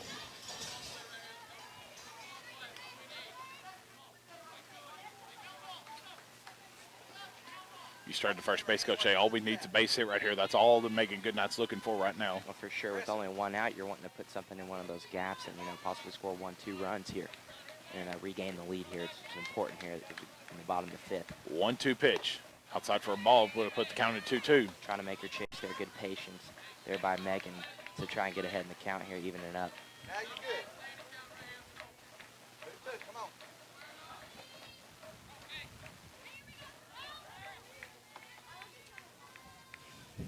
2-2 delivery. Goodnight's going to pop that foul off the net. You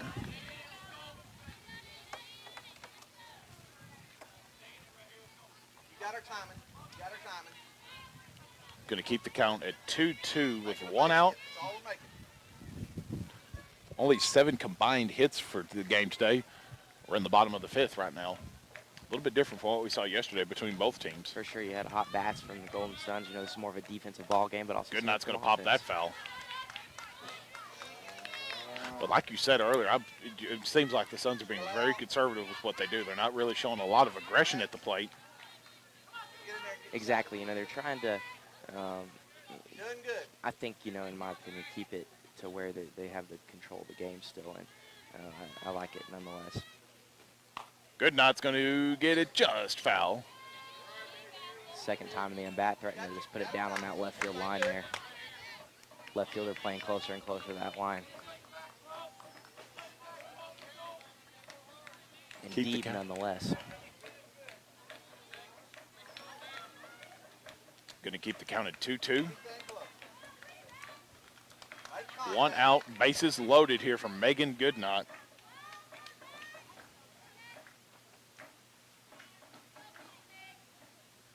Goodnight's going to pop it just foul.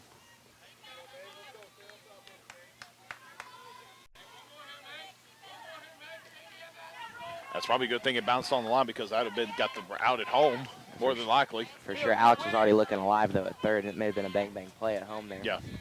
Don't change a thing. Everything's good. Right as the throw came home, she was touching home plate. Bases loaded, 2 outs.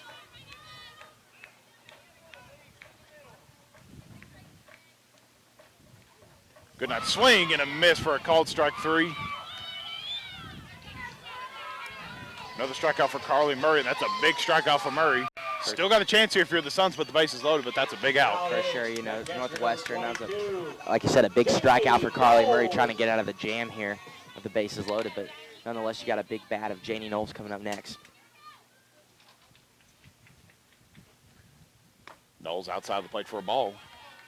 I think Murray's going to try and make her chase, just like she's been trying to make every other batter chase. She's not really pitching a lot inside because all the Golden Suns batters are trying to make her force outside here. So The top 5 hitters for Arkansas Tech, all over 300. Janie Knowles just a shade under 300 at 295.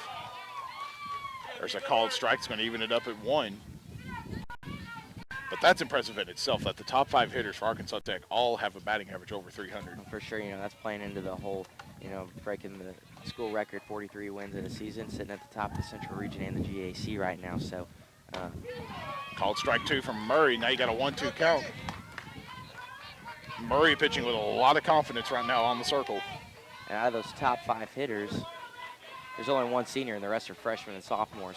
So that's very encouraging if you're coaching. You get all those girls back for next. Yes, for sir. Sure. 1-2 count, 2 outs, bases loaded here in the bottom of the 5th, and time will be called.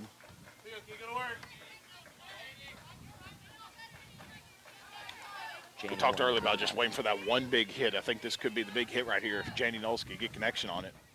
She's got to stay patient. She's behind in the count, but 2-2 pitch, 1-2 pitch outside. It's going to even it up at 2-2 after the ball. like we were talking about, Murray trying to make Janie there chase, and good patience by her. Have to keep doing that and keep battling here in this at-bat. 2's across the scoreboard right now. Number 22, Janie Knowles at the plate on a 2-2 count with 2 outs. Gonna pop that up and drive it foul. Good job by Janie there to reach out, stay alive, and foul the ball off.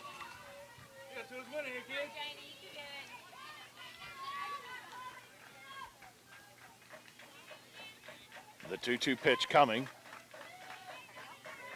With 2 outs on the board, bases loaded. Knowles going to drive that towards center field. And they'll make the play in center field. Peyton Garrett, excuse me. And that's going to wrap up the bottom of the 5th inning. We've got a tie ball game heading into the top of the 6th. The Golden Sun's going to leave 3 on the bases. Still got a tie ball game at 2, though. We'll take a quick break. We'll be right back. You're listening to Golden Sun Softball.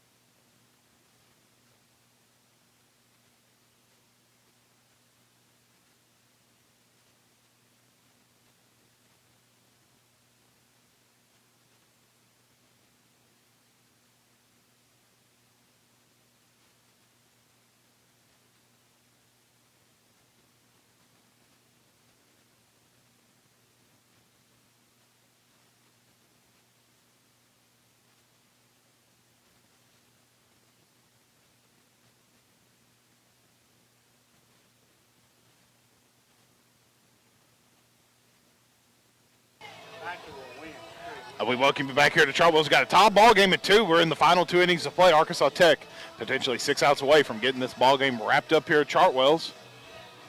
And we got a new pitcher coming in, one of the 3 seniors who have been playing her last series here.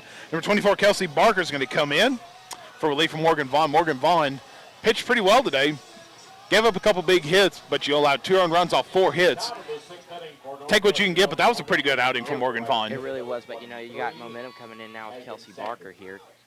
Getting her 7th win on the season yesterday, and, you know, a big day for her, too. A lot of emotion playing for her is on her senior day. So that and a lot of her family's here. For sure. Kelsey's dad yesterday getting to throw out the first pitch. 2 pitches and 2 strikes. Well, the last one was a foul off and then a called strike 1.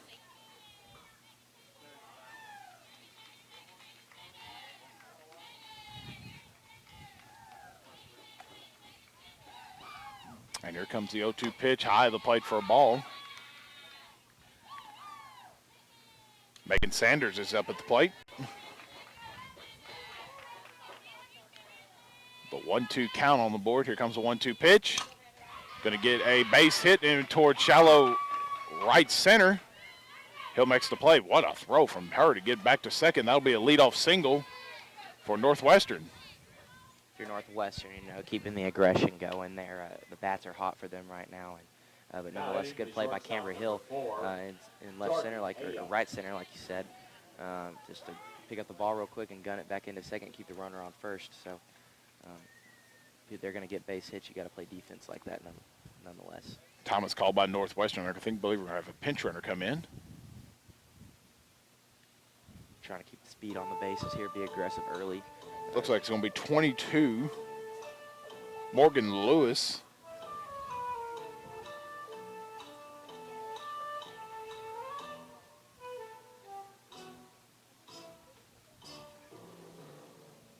Pitch running at first base, number 22, Morgan Lewis.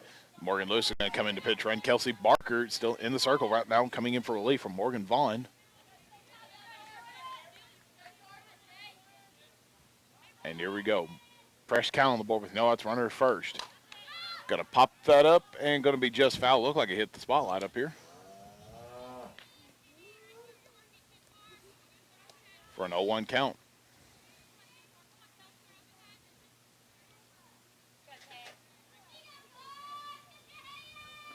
A 1 pitch. Turn that into a 1-1 count. After the ball in the dirt.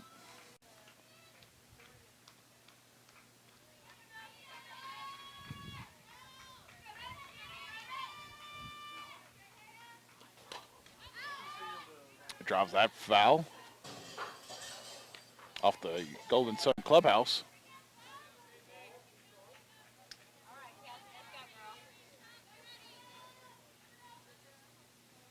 Going to keep the count at 1-2 after the foul off.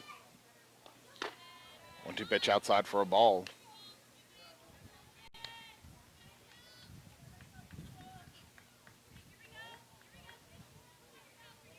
Even counted 2 once again. Going to get a grounder towards the out at second. Call that a 1-5-1-6 fielder's choice over at second. Get the leadoff runner out. That was probably the smart play to do. Get the leadoff runner out, and you still got a runner at first, but you get that leadoff hitter out. For sure, you eliminate the tying or the win or the lead run rather.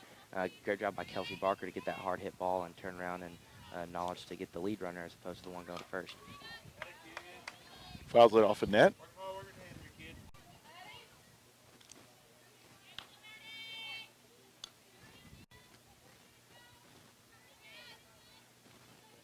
Oh, 0-1 count on the board. The 0-1 pitch. Looking to steal the play at second. Gets away from Coronado. That gets into center field. Rounding to third, and she'll be safe at third. They're going to credit that an E2. Be the first defensive error for Arkansas Tech. Throw just kind of got away from Janie there, but I think Janie knew it as soon as she let that ball go. Let's go, Kelsey. Normally a surefire thrower.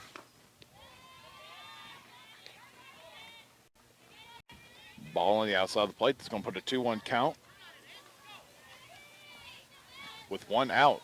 if you're Kelsey here, you got to contain that runner.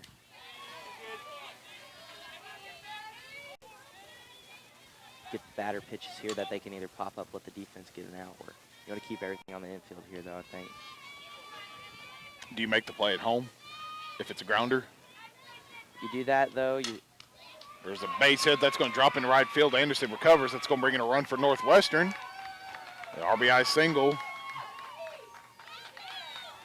from Northwestern again. It's Madison McGraw getting the RBI single. Northwestern takes the lead again, now leading 3-2 in the top of the sixth. what we were talking about there, this really didn't matter as I was in the mid-sentence. Right, exactly. Stephanie Kozier steps up to the plate, looking to steal. Ball is called for foul. Janie thought it went behind her there, but kind of bounced off the inside part of the batter's knee there, so.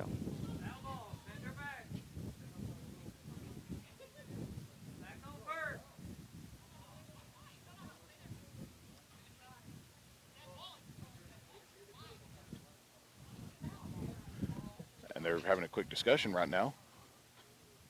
Have a word with the umpire.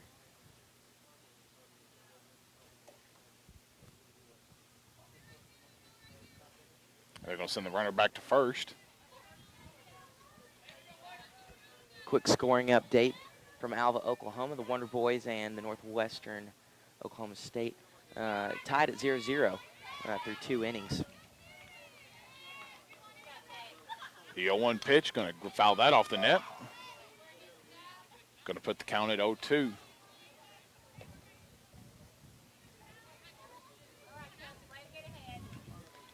Oh-2 count, 1 out with a runner at first. And Kelsey Barker in the circle right now. High of the plate for a ball, it'll put a 1-2 count. Looked like she was going to make the play to first, but thought better of it. This is a big pitch here for Kelsey, a big batter nonetheless. You know, you really want the strikeout here to eliminate the potential for the runner to get to the 1-2 pitch, deep to center field. Cambry Hill under it. Cambry Hill makes the play in center field. Going to keep McGraw over at first. Now you got 2 outs on the board. Great job by Cambry Hill to run over into left center there and make the snag at the wall as a well-hit ball and the way to track it down.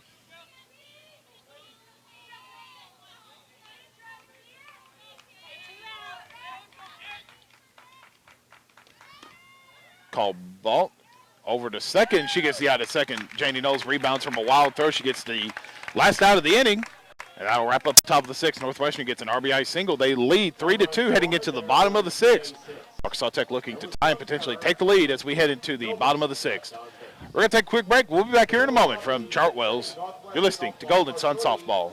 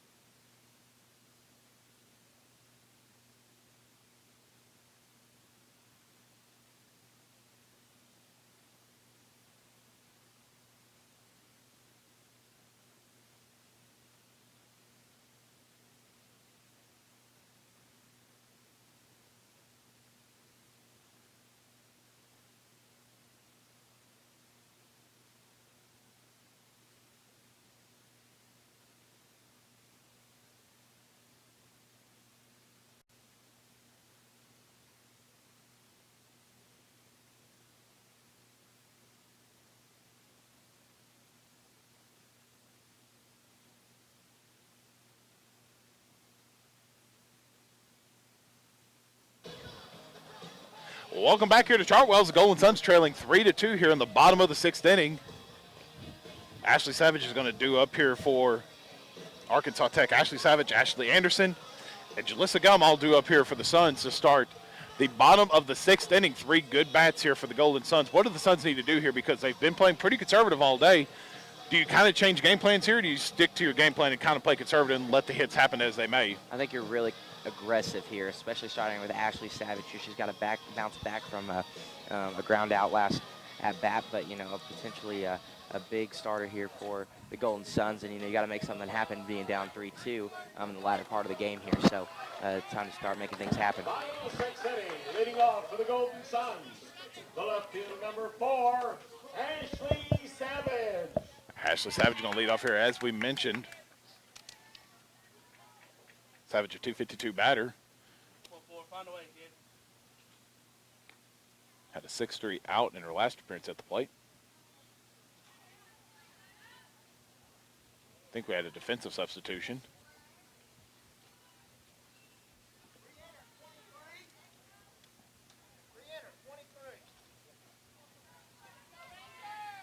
Megan Sanders re-entered the game for Northwestern.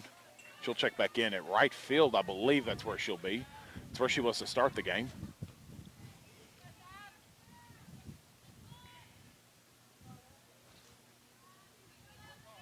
And Carly Murray pitching at beauty thus far, still in the circle right now for the Sun, or for Northwestern, I should say.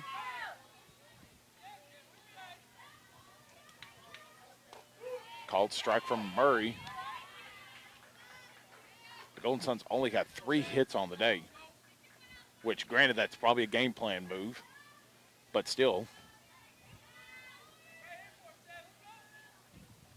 Savage almost a base hit, that just off the third base line for a foul. You're talking about them only having 3 hits. Carly Murray's pitching a great game today. Yes, she is. You got to give credit where it's due.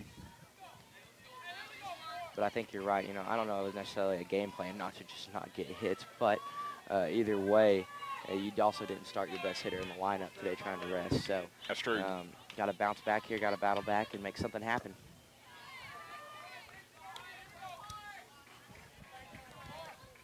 Got a 1-2 count on the board after the ball. Savage looking to get the leadoff hit here and try to spark a Golden Sun rally. Savage a grounder towards the pitcher. No, that's going to not hit the ground. Looked like it hit the ground before it came back up. That'll be the first out of the inning. Carly Murray stretched out, made a great play on the ball and for the first out of the inning. But important here for Ashley Anderson, to get the bats going just like she did her last at bat here. Anderson in her last appearance got an RBI triple out of the deal when Savage was on base. Scored the run, tied the ball game at 2-2. See if she can make something happen here with 1 out. Called strike from Murray. Good looking pitch down the middle of the plate. And for Anderson, the sophomore out of Greenbrier, Arkansas. Big moment here where she could probably make a big difference for the team. Saw her athleticism, on display last at bat. Just the speed is incredible getting around the bases. Ball in the dirt for a 1-1 count.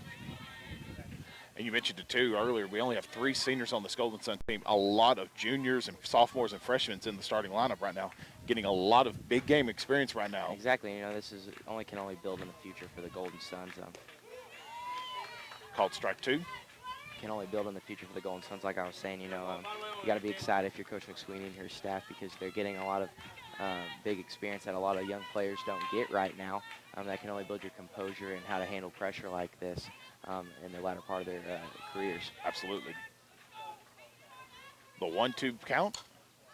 Going to pop that up, does Anderson, and they will make the out, does number 16, Amber Mills. That'll get the second out of the inning for Ashley and for Arkansas Tech.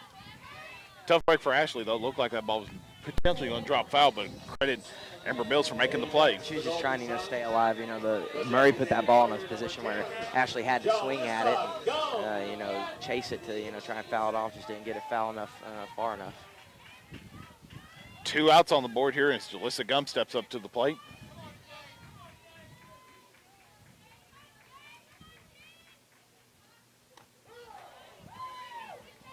Ball had some curve on it as it came across the plate for a strike.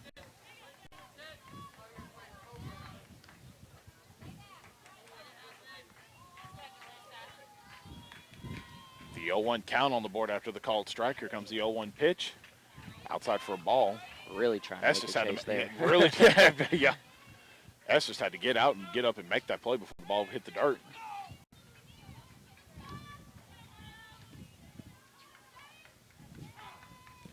And Estes is going to call time. It's a mouthful. It is a mouthful. Golden Suns trailing 3-2 here in the bottom of the 6th inning. Jalissa Gum at the plate right now with 2 outs on the board. Big at bat. We've gone 2 up, 2 down so far in this inning. And we've seen the Golden Suns come back from a deficit before, heading into the bottom part of the 7th inning. I mean, you were on the call for the Southeastern call where they got a 2-run RBI single. I hope that happens again, just so I can be more excited this time. Because apparently, I'm not exciting enough. No. I got to work on my enthusiasm. No, Daniel, I'm working I've on never it. said such a thing. Daniel said all that. I'll try not to be at what a game. What a 1-2 pitch outside for a ball. Puts a 2-2 count on the board.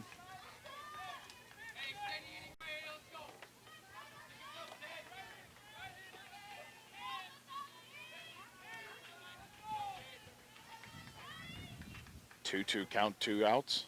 Ball in the dirt, got in the dirt, just about as left the hands. Full count, 3 balls and 2 strikes, 2 outs. Alex Ettinger on deck. You'd love to get Jalissa on here and bring in Ettinger. For sure. You know, and credit to Jalissa here. She was down 1-2 in the count, battling back, being patient, and keeping her composure in the box. We'll see what happens here. Gum's going to drive that towards right field and bounce it foul. Thought that was going to sneak in there for a second.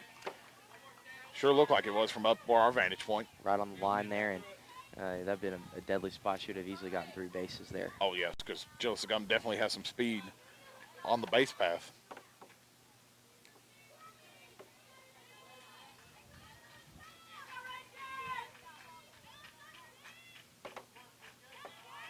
Full count pitch. Gum's going to get past the second baseman. Gum hustling over, and she'll get to first base safe. Hard hit ball to the second baseman, Stephanie Kauser there, but credit to her for knocking it down and only keeping Jalissa on first base there. You know, that was a bang-bang play. If she blinked, she was going to miss it. So, but a big opportunity here now for the Golden Suns. 11, Alex Ettinger. Alex Ettinger is going to step up to the plate now.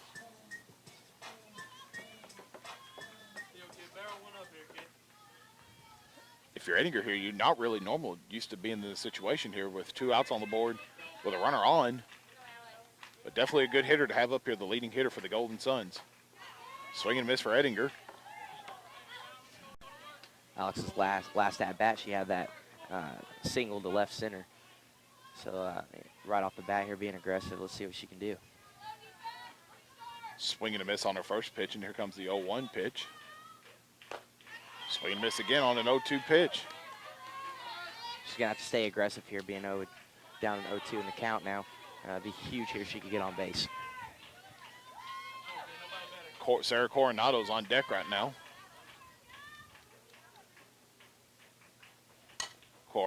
Ettinger over to first. She'll be out at first.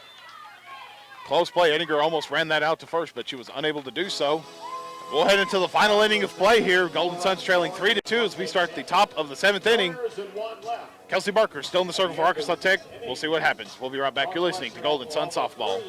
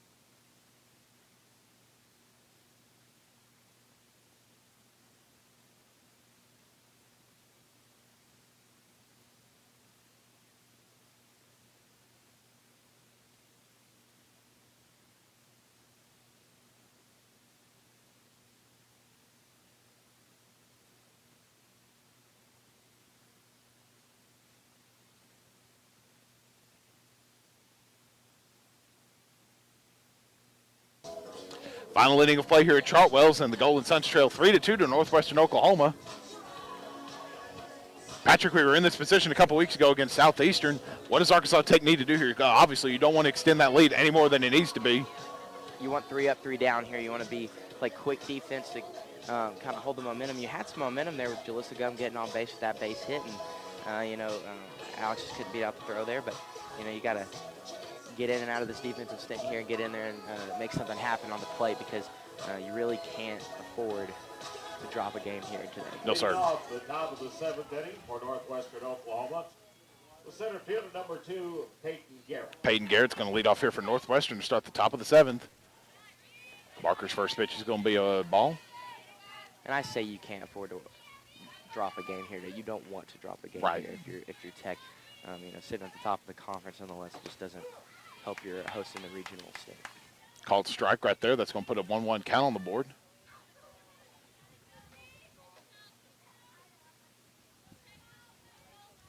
The 1-1 pitch. Outside for a ball. It's a 2-1 count on the board.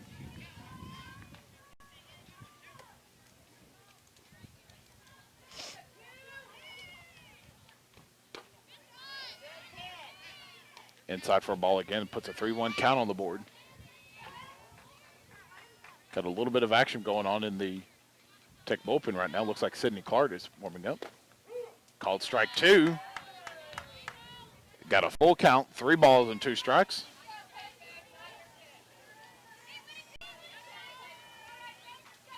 Full count pitch.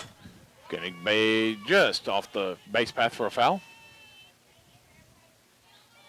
Big pitch coming up here for Kelsey Barker. They've been trying to make her chase outside. I think here trying to squeeze her jammer inside and swing on the ball.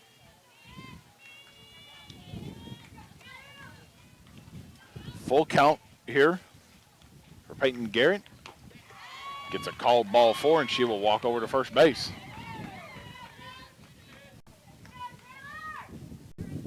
You get the leadoff hitter on. Pinch hitting for Northwestern Oklahoma, number 10, Taylor Waffle. Taylor Watham's going to come in to pinch hit the senior. She's going to come in for Lacey Hudson, the first baseman.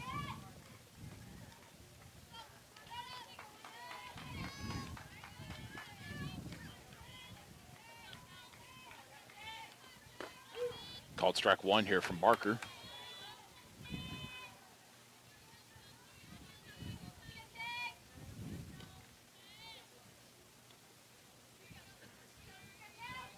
A 1 count. No outs here in the top of the 7th. There's going to be a foul ball. Third base coach makes a pretty good grab out there. Crump was lucky that one didn't sneak in fair, too. It almost did sneak in. Counts just left of the third base. 0-2 count after the foul off.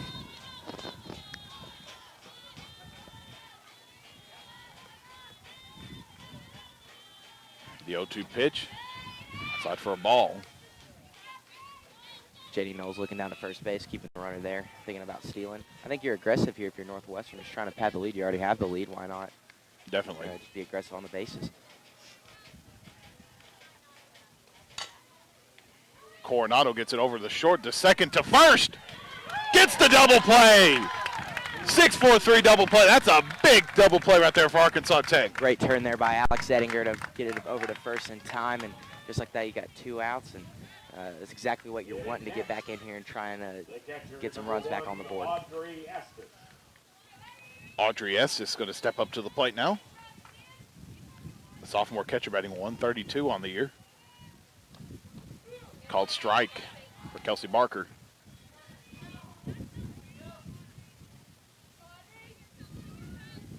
Big defensive play there from Tech, and that's where Tech, aside from their offense, that's where they hang their hat on. Their pitching and their strong defense.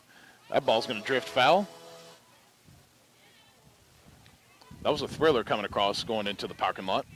The Golden Sun's looking for a thriller right now. Good segue. I had to throw that in. I had to throw that in there.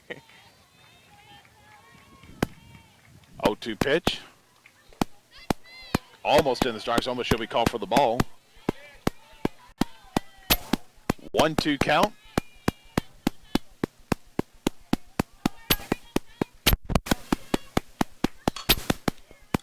Off the glove of Barker to first, unable to make the play, gets through the arms of Goodnight. Goodnight hustles over to make the play. Tough break though. Barker had it, but it bounced off the top of her glove. Tried to stretch out there. It was on that left side of the circle there, and tough play. But Alex Ettinger just sprinting up and trying to make a play on the ball, and also credit to Megan Goodnight for running over there and getting the ball. So good recovery there and just holding the runner. Not going to go down as a defensive error on Tech.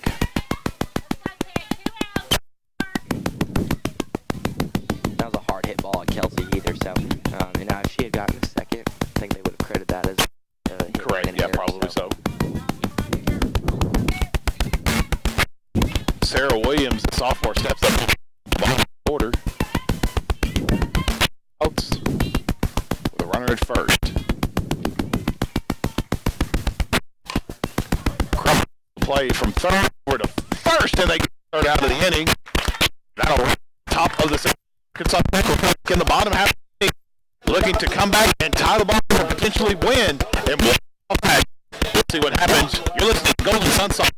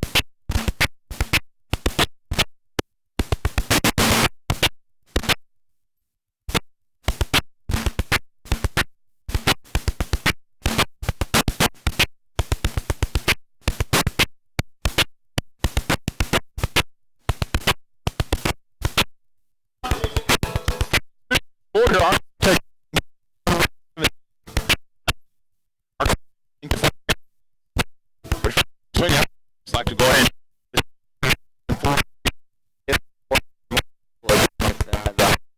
Coming up.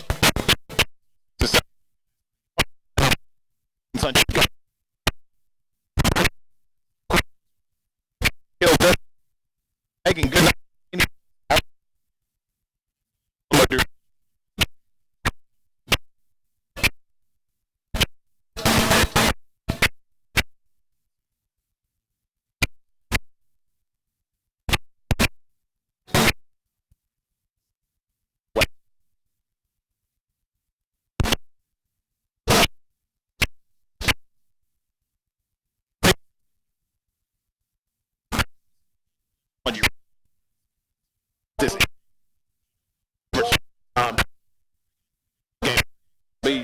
To this one. Closely defended, closely offense. You got to watch. You build up the momentum that you plus you got to wipe it away and focus on postseason. It's kind of a 0-0 record at that point. There you go. Yes. Any team that's in that conference tournament has a chance to win. No kidding. We talk about it during March Madness with basketball. Any team of that 1 through 16 can pull the upset. We saw it this past year. Called strike there for Coronado. You saw Michigan State go down. A 15 seed.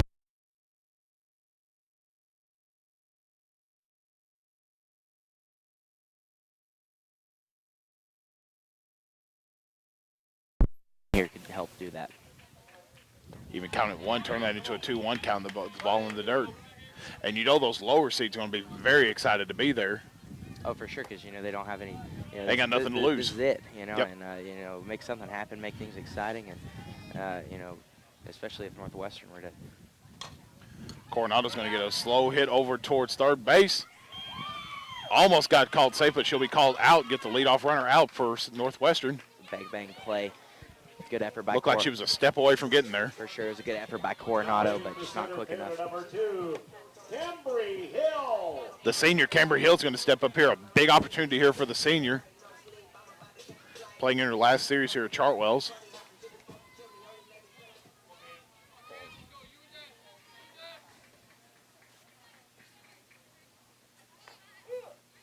Hill thought about the bump but pulled back, but she'll still be called for the strike. Cambry in that last at-bat had that big double play to, double to left field. Is the heat getting to your head a little bit? It is. You know, I'm running out of water here. The 0-1 pitch. Pops that up, and it's going to be into the band parking lot. Waking the cows up over there. Yeah, they are. In the Tech Agriculture Field. I think me and you missed the umbrella memo here this weekend. It's been a great idea. The 0-2 pitch. High of the plate for a ball. Got to stay cool, got to stay shaded. We know for next year. How about that? Yeah, absolutely.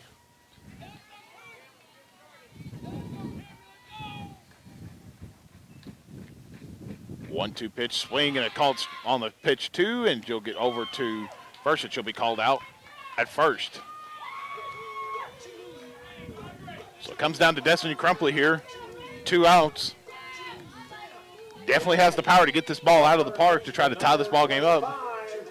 Destiny Crumpley. I think you're aggressive here if you're Destiny. I mean, you're got 2 outs, down 3-2. I mean, you're just looking for a base hit here or even a home run, like you said, with her power. Call for a strike one after the swing and a miss. See the aggression there right off the bat, letting her swing away and try and make something happen here.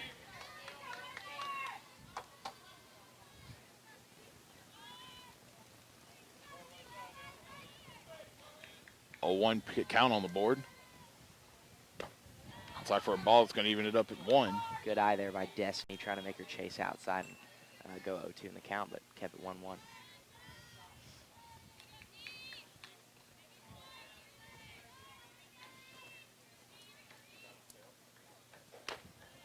Outside for a ball again on a 2-1 count, trying to make him reach just like you said. Another good eye there. That was close.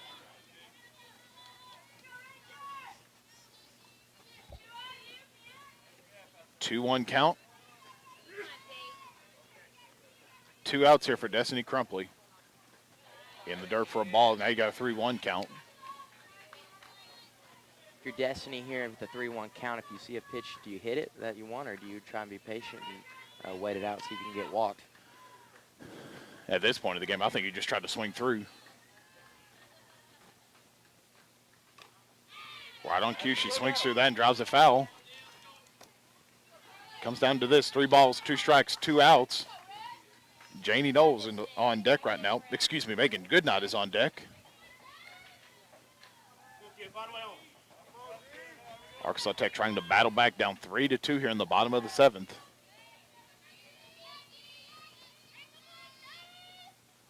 Swing and a miss for Crumpley, and that will wrap up game 1. And Northwestern beats Arkansas Tech by a score of 3-2. That's the ball game, ladies and gentlemen. Your final score. Southwestern finishes with 3 runs off 7 hits, no errors. Arkansas Tech finishes with 2 runs off 4 hits and 1 defensive error. Tough loss for the Golden Suns, but look for them to come back in game 2, looking to bounce back in a big way. For sure, you gotta push it behind you real quick. Come back here with a vengeance after the senior day festivities, and in winning the series and not split. Got to give credit where it's due. Carly Vaughn of Northwestern, I should say, pitched an absolute beauty, only allowing 4 hits and 2 runs. Carly Murray had a great game. Got her 5th win on the season, and credit to her where it's due. Her defense was behind her as well, and their bats were hot. Northwestern was aggressive right off the bat in the start of the first inning, getting that first run, and they set the tone early. So look for another big game coming up here, game 2 of the day, game 4 of the series. We mentioned it earlier that it's senior weekend here at Chartwells with the Golden Sun softball team. Their senior festivities will take place at just in a couple minutes here at Chartwells. Game 2 of our doubleheader with an estimated start time of around 2:30 p.m. So make sure you stay tuned to ArkansasTechSports.com, their Facebook page, Twitter page for a official start time. But we will be back on the air here. Me and Patrick Hamlin will be back with you at around 2:25 p.m. for game 2 of our doubleheader. But until then, the Golden Suns fall 3-2 here at Chartwells. For Patrick Hamlin, I'm Matt Jenkins. We'll see you guys here in just a little bit. You've been listening to Golden Sun Softball.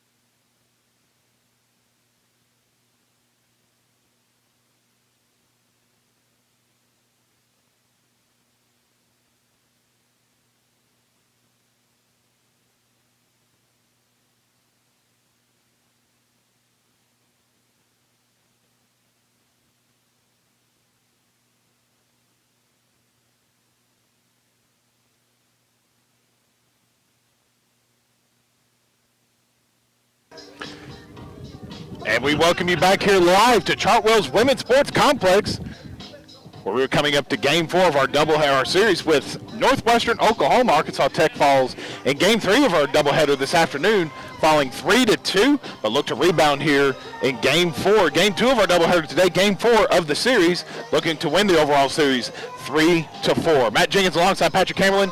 Patrick, a tough game in Game 1 of our doubleheader today. You might expect the Golden Suns to come out swinging, figuratively speaking, come out swinging in Game 2. Well, I'd really expect that. I think a lot of aggression at the plate, not only on the plate, but once you get on the base pass, I think you're going to see a lot of stolen bases. Kind of not even only as a statement, just kind of a bounce back, to end this series, not to split the series, but to win the series, and also go into the GAC conference tournament this Thursday, Friday, Saturday with momentum. And you have a lot of momentum already being in that #1 spot, but a win to end out the series and senior day nonetheless for these 3 seniors that we just said goodbye to here at the Chartwell's Women's Sports Complex would mean a lot. While we're on the topic of the seniors, we still have about roughly maybe 8 to 9 minutes before our Game 2 doubleheader starts. Patrick, let's talk a little bit about the seniors, because the seniors, we have 3 seniors. 2 of them are in the starting lineup right now. We got Cambry Hill. We also have Samantha Herwick, and then coming out of the dugout, you'll have Kelsey Barker, excuse me, I couldn't find the 3rd senior. Kelsey Barker pitched in the last game, so we may not see her in Game 2 of our doubleheader. May see her come in for relief, but right now you got 2 of the seniors starting. These seniors combined in their season here at Arkansas Tech, 84-27 overall record. Isn't that nuts? That's crazy. And the thing with it is you heard the list of firsts that they accomplished. They were the first national ranking, the first top 10 ranking, and also just a lot of firsts for this Arkansas Tech softball program to get it to where it is today as a national powerhouse. Absolutely. So sitting at that #8 ranking nationally, #1 in the Central region. A lot of credit goes to these 3 seniors for getting them to this point. The seniors definitely have a lot to play for, and they got a lot to play for here in Game 2 of our doubleheader, looking to finish out their Golden Sun career here at Chartwell's in a winning fashion. There still could be a shot where the Golden Suns host the NCAA Regional. A win here and a good showing at the conference tournament in Bentonville. We'll get to more of that after the commercial break, but a good showing at the conference tournament could prove to be beneficial for the Golden Suns as they look to strengthen their tournament resume heading into conference tournament and national tournament play coming up here in the next several weeks. And we have got a warm afternoon here. We got a temperature of about 82, 83 degrees. And from our vantage point, Patrick, we have got the sun grilling us in the face, but it looks like for Game 2, the sun's going to peek behind the press box, so we may not be too terribly hot. I'm kind of excited about, last game we lost our internet for everybody listening on Mixler and stuff like that. We're glad to be back here for Game 2. A little bit of stuff got overheated, but we're adjusted. We're doing it the old-fashioned way still here on the old paper scorecards. We don't have the computer telling us the live stats. So me and you may not sound as smart as we normally do. We're gonna find out one way or another. I'm gonna try and keep up with that. Last game I got game watching and kind of got behind on my scorekeeping. I was like, dang it. Absolutely. I was told by one of the fans out here, wanted to give a shout out to the field girl. Was told that it's her last time, I guess, protecting the field for Arkansas Tech. Your guess is as good as mine, but hey. But shout out to her. I wonder who that is. We never got a name with her. Never got a name. We just got a field girl. So the field girl. If you're Arkansas Tech here, what are you looking to do here? Because you're coming off a 3-2 loss. At this point, you're playing for confidence, I would say.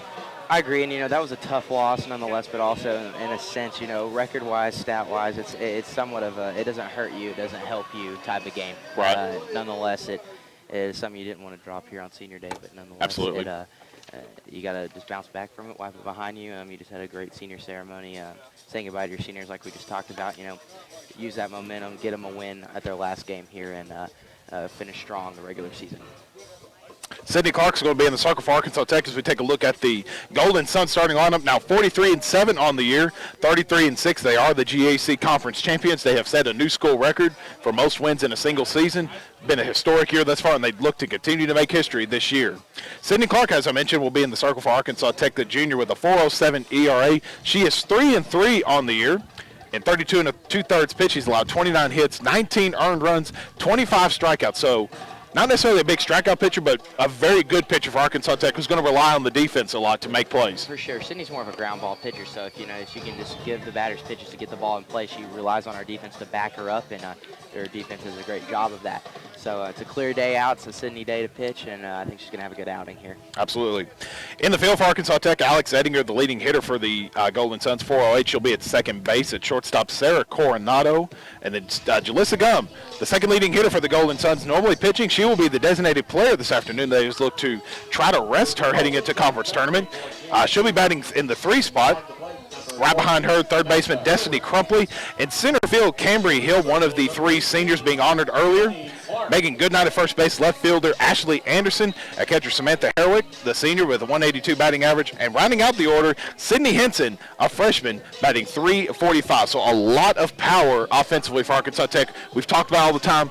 Last game, they only had 3 hits come on the board. They lost 3-2. What do they need to do differently here? Got to get the bats going early. You be aggressive like we were talking about. You lead off the inning in the bottom of the first here after a defensive stint here with Alex Ettinger. I think it's important for the Golden Suns, to come out swinging, first pitch swinging specifically, get Alex on base, and start off strong by getting that speed with her, and even Sarah Coronado on base to start and get some runs on the board early. Amber Mills is going to lead off for Northwestern Oklahoma. A junior batting 241 here to start game 2. And if you're Sydney Clark here, obviously, you want to get off to a fast start, but she is a ground ball pitcher, so you want to try to get them 3 up, 3 down as quick as you can. For sure, and this first batter here, Amber Mills crowding the plate there, so, she's going to try and push Sydney to pitch her outside. Called strike for Sydney Clark on her first pitch. Good way to start there for Sid. Very good way to start. Puts a quick 0-1 count on the board. Outside of the plate for a ball.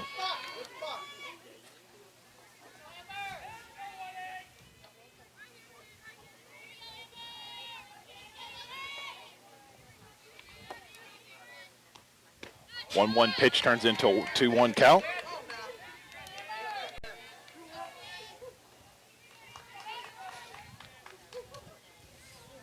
We were talking about the heat here, but nonetheless a beautiful day for Golden Sun softball out here. Pops that up. Ettinger makes the play over to first. She'll get the out. I think that was Sydney Clark making the play. What a snag by Looked like Sydney. it was Ettinger, but Sydney kind of had to jump back real quick and grab it, and she got a good little spin around play there, and bang bang play at first, and they gave her the out. So good play by Sydney. that'll get the leadoff hitter out. Brings up number 23, Megan Sanders, a junior.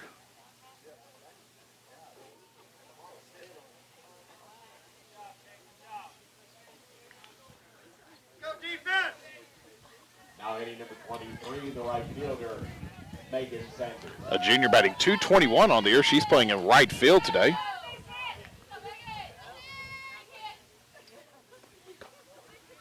Call for a ball on the first pitch.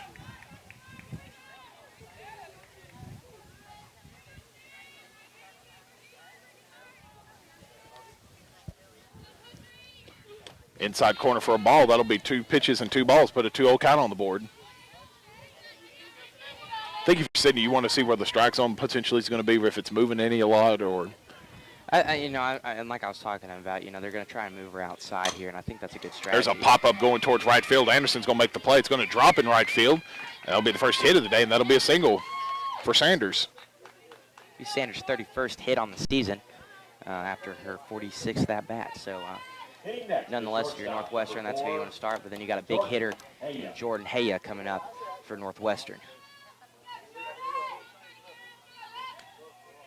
And she'll step into the box with 1 out, 1 hit already on the board, and 1 runner at base. That's at first. Called for the ball. Haya playing at shortstop. She has a .336 batting average. Leading the team. She has 11 home runs as well on the season, so she's also responsible for 30 RBI, so a big bat in the lineup here. Call for a strike. That'll even it up at 1. And a lot of speed for Haya. She is 14 of 17 on the stolen base path. That's someone you don't want on base. No, it's not. For the Golden Suns, she's really aggressive, too, on the base paths, as you can see from the stat line there. Inside for a ball. It almost gets away from Herwick at catcher. Going to stay here on a 2-1 count. This is also Haya's 51st start of the season. Started in all and played in all 51 games for Northwestern. Call for the ball. That'll put a 3-1 count on the board.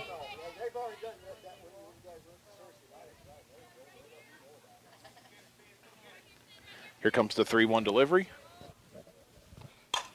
Going to pop that up towards right field. Anderson makes the play. Good hustle from Anderson to get over there. That was a shot. It was just a line drive shot to right center. Anderson made a good play on the ball using that speed to get over there, and now you have 2 outs on the board.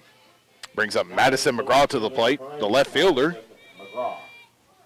Also one of the leading hitters for Northwestern Oklahoma.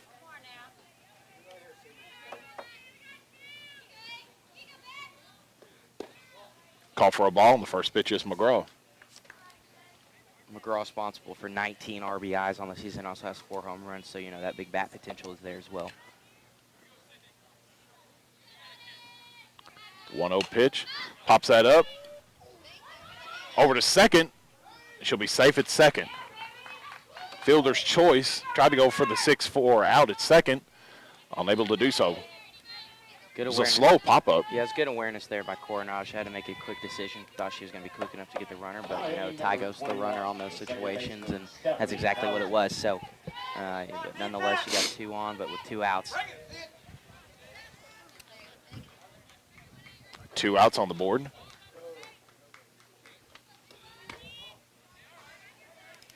StephanieKozier's at the plate now. Takes a ball for a first pitch.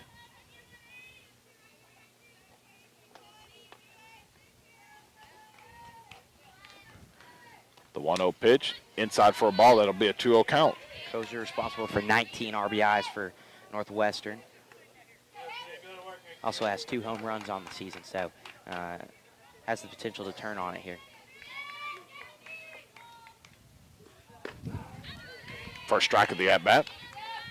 Turns that count into a 2-1.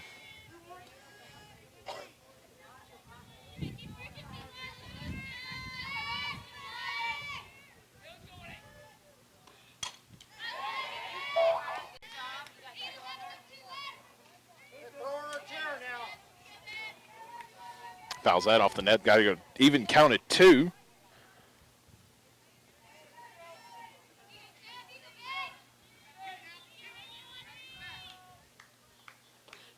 Going to foul that off. Goes towards the Tech dugout. Going to keep the count at 2-2 again.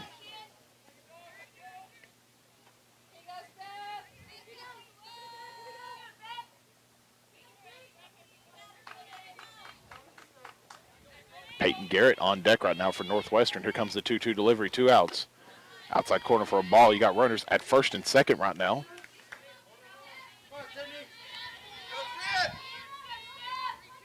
Just win at the next one. The full count pitch. Going to foul that off. Into the padding. It's going to keep the count froze at 3-2.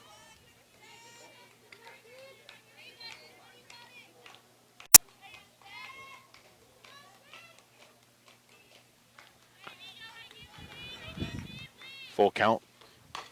Going to foul that off again towards the Tech dugout. Good battling here from Kozier. Doing great, Sid.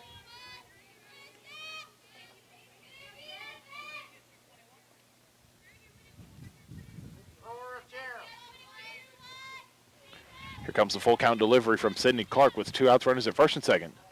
Outside for a ball, and she'll take first base. Now you got the bases loaded here in the top of the first. But you have 2 outs on the board, so you can't do a sacrifice fly here. And number 2, Peyton Garrett's going to come up to the plate, the sophomore. .212 batting average, and she'll come in with the bases loaded and 2 outs. And called for a strike on the first pitch. This is a big batter for Sydney here. You don't want to allow the base hit, but you also have 2 outs on the board. So I think you, like you're talking about a ground ball pitcher here, you put it to where your defense can back you up and make a play on the ball. Got a ball on the outside of the plate, and here comes the even count pitch of 1. Going to get to Ettinger at second, over to first, and that will wrap up the top of the first inning. Arkansas Tech gets out of the bases loaded jam, and they will head into the bottom of the first. Ettinger, Coronado, and Jalissagum, 3 of the leading hitters for Arkansas Tech, all due up to start the bottom of the first. We'll take a break. We'll be right back. You're listening to Golden Sun Softball.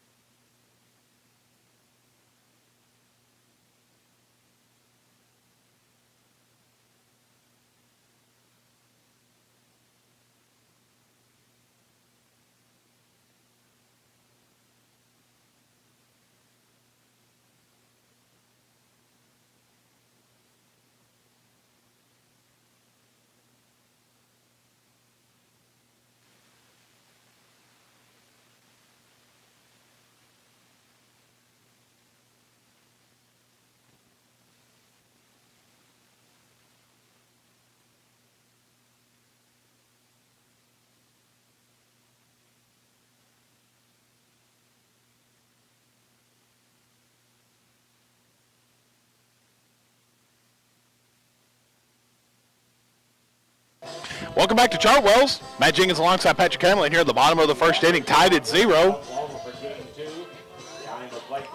Might expect the Golden Suns to be very aggressive here offensively, kind of similar to the way they were in games 1 and 2 of yesterday. For sure. At least I would think. Yeah, for sure. That's what you can hope for. You're going to come out and have the bat swinging and be aggressive right off the bat, and no better way to start it than with your leadoff hitter and Alex Ettinger also leading the team in batting average. So, this is someone you need to have a quick start and also a good start and a good game in general to finish out the regular season strong here. Madison Garza is going to be in the circle for Northwestern. 4.07 ERA. She's 3-3 on the year. Quick scoring update from Alva, Oklahoma in game 1 of 2 games today. Your Arkansas Tech Wonder Boys up 7-1 in the bottom of the 6th inning over Northwestern Oklahoma. So that's a good start. Absolutely, very good start. Boys. And Alex Ettinger is going to step up to the plate.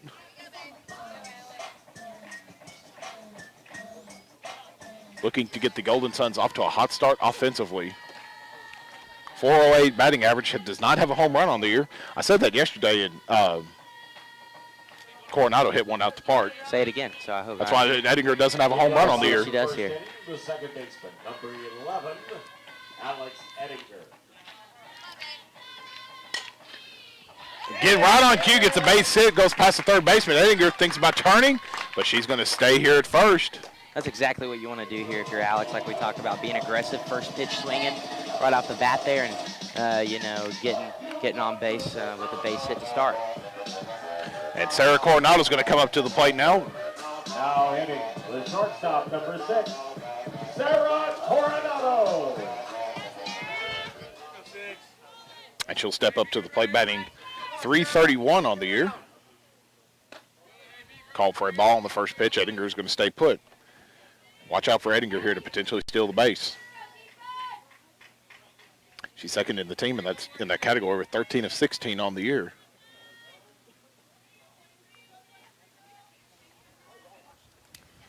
Coronado's going to get a slow roll over toward the shortstop. Over at second, Ettinger is going to be out at second, and safe at first will be Coronado. Fielder's choice, 6-4 out at second. Got to be thankful for Coronado's speed there, able to beat out the run. If she didn't have that speed, that was a good throw by the second baseman trying to turn the double play there, and just didn't quite beat her out. Jalissa Gum, the second leading hitter for the Golden Suns, steps up to the plate. She takes a first pitch hack at it. That's going to drive it foul.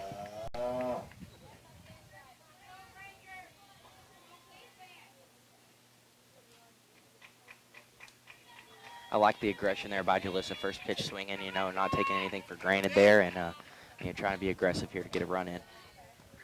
Takes the ball on the next pitch, put a 2-1 count on the board after the previous ball.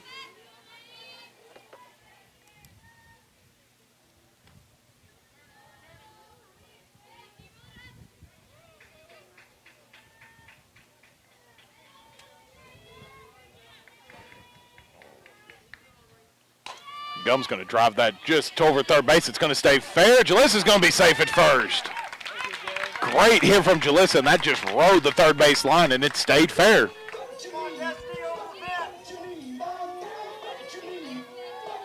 Hitting next, the third baseman, number 25, Destiny Crumpley. Brings up Destiny Crumpley to the plate now, 360 on the year. 1 out, runners at first and second. Like we were talking about in game 1, Destiny has a really good average with runners on. Also responsible for 43 RBIs this season. So with a runner in score position, let's see if she can make something happen here, get a base hit, and see if she can get her 44th RBI this season.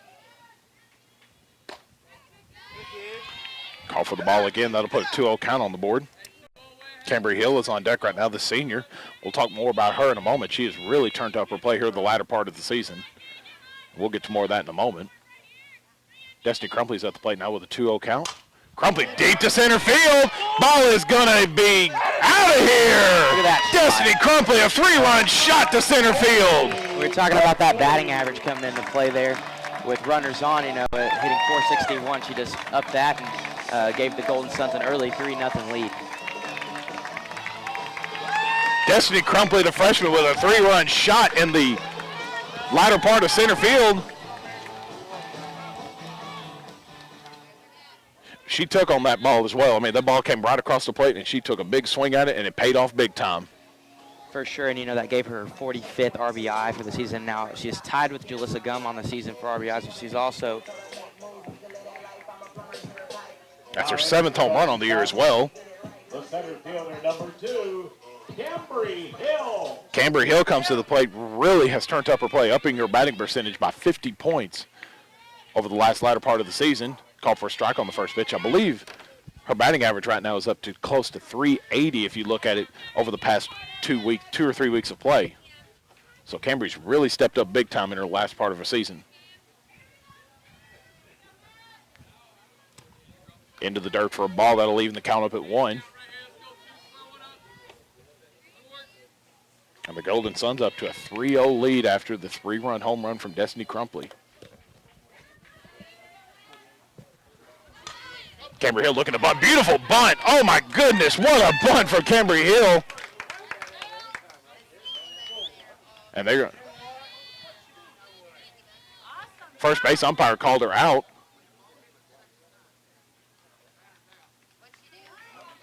Trying to get a ruling here for that.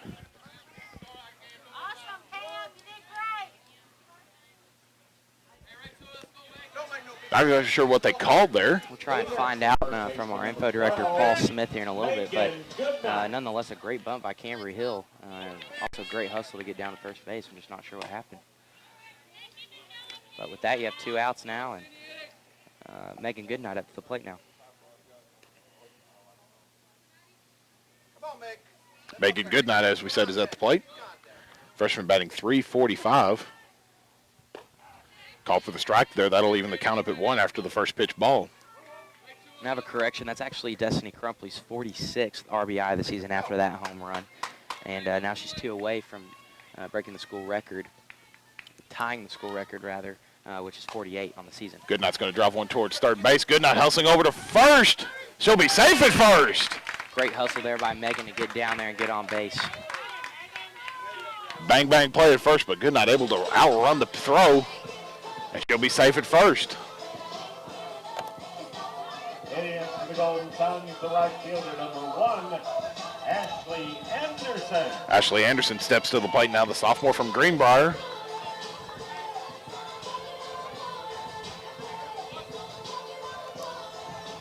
And for Anderson, really playing well as of late, up to average to 275 after a pretty good game in game 1 of our doubleheader. Called for a strike on the first pitch.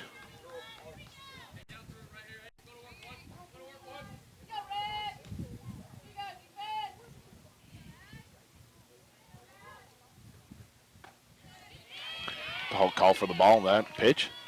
Evens it up at 1. She was credited with a 3-run, or excuse me, an RBI triple in game 1. Rich really saw Ashley put her speed on and gun it over to third. 1-1 pitch. Low of the plate for a ball. That'll put a 2-1 count on the board.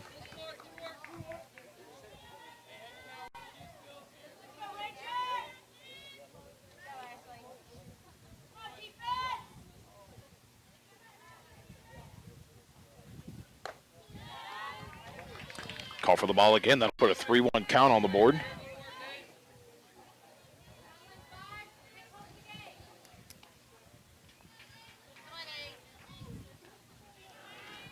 .3-1 pitch. Low of the plate for a ball, and she'll take first base as Ashley Anderson. The easiest way to get on base right there, Patrick. For sure, and I know you got a lot of speed on the bases with Ashley. With 2 outs, is what you want. But then the big bat is Samantha Herwick coming up next. Hitting next to the Suns, the catcher, number 14, Samantha Herwick. Samantha Herwick steps up to the plate now. The senior getting a start today in her last appearance here at Chartwells. Inside corner for a strike. You good, Sam? Come on. Batting 182 on the year. 7 RBIs on the year as well. Herwick's going to drive that towards first base, and that'll be the 3rd out of the inning. 1 unassisted put out there, or 3 unassisted put out, rather. And that'll be the third out of the inning. The Golden Suns are going to leave 2 stranded, 1 at first and 1 at second, and we are heading to the top of the second. But the Golden Suns got a 3-run home run from Destiny Crumpley, and they'll head into the top of the second with that 3-0 lead. We'll be right back. You're listening to Golden Sun Softball.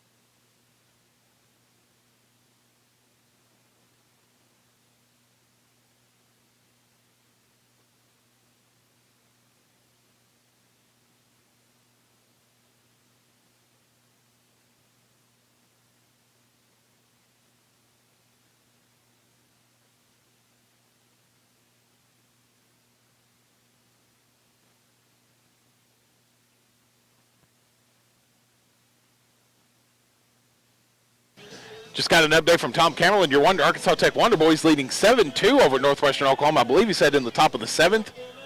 Yes. I think that's correct. Because it was 7-1 in the bottom of the 6th. Yeah, so. okay. Before we get back to the Golden Suns, that'd be a big win if the Wonder Boys can hold on to try to strengthen their 8th spot in the conference standings right now to get into the conference tournament. For sure, and especially, this is game 1, the 9-inning game they're playing. They got a 7-inning game after this one over in Alpha, so hopefully they can get out of here and then maybe get 2 today after this. And their senior weekend was last weekend. And they got several key road games coming up. They got a 3-game series with Harding University. They got a series with, I believe, Washita Baptist coming up. So we'll see what happens. You can stay tuned to ArkansasTechSports.com for all things more with Wonder Boys baseball. Audrey S. is going to lead off here for Northwestern Oklahoma. 161 batting average, playing as a DH today. After the foul off, she's got a 1-1 count. Patrick, I was telling you during the break, you can tell the difference when you're sitting in the shade. No kidding. The sun finally went behind the press box, and me and you got a pretty comfortable seat now. S just pops that up. Anderson. Oh, Anderson comes over to make the play.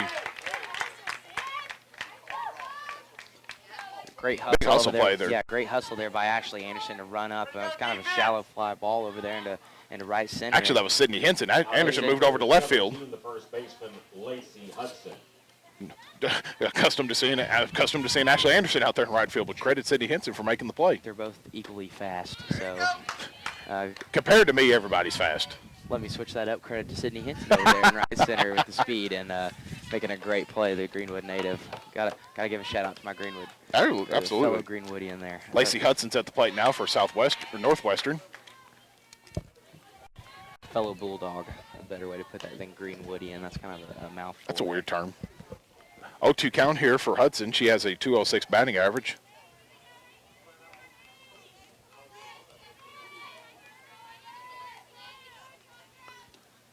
Outside of the plate for a ball. That'll put a 1-2 count rather.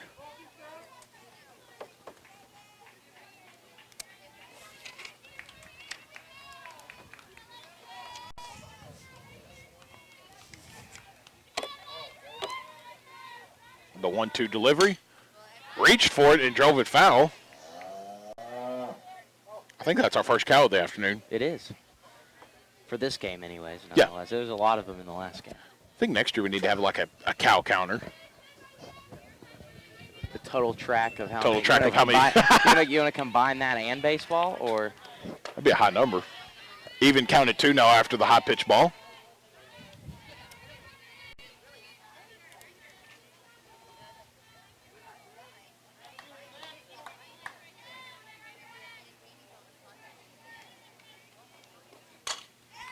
She'll pop that up to Ettinger, just over the reach of Ettinger.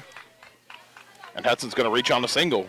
That was a tough play there. Ettinger made a great effort on the ball, but just right off the top of her glove there was a hard hit ball, and she had to make a jump for it as well. So nothing to be upset about there. She kind of probably slowed down, kept the runner at first rather than getting a double there with that. At the bottom of the order now, Taylor Watham steps up to the plate, batting .094 on the year. 3 RBIs on the year. Watham swings and a miss on the first pitch.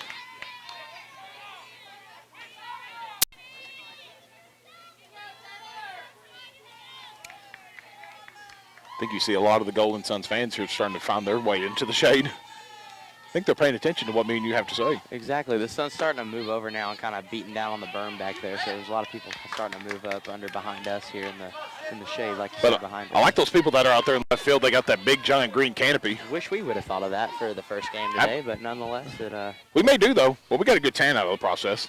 I'm excited about it. If summer's coming around, really got to work on 0-2 pitch swing and a miss for Sydney Clark, and that'll be a first strikeout of the day for Sydney. Big strikeout there for Sydney. That'll put 2 outs on the board. Fielder number 11, Alexis Hayes. And now we're back at the top of the order now.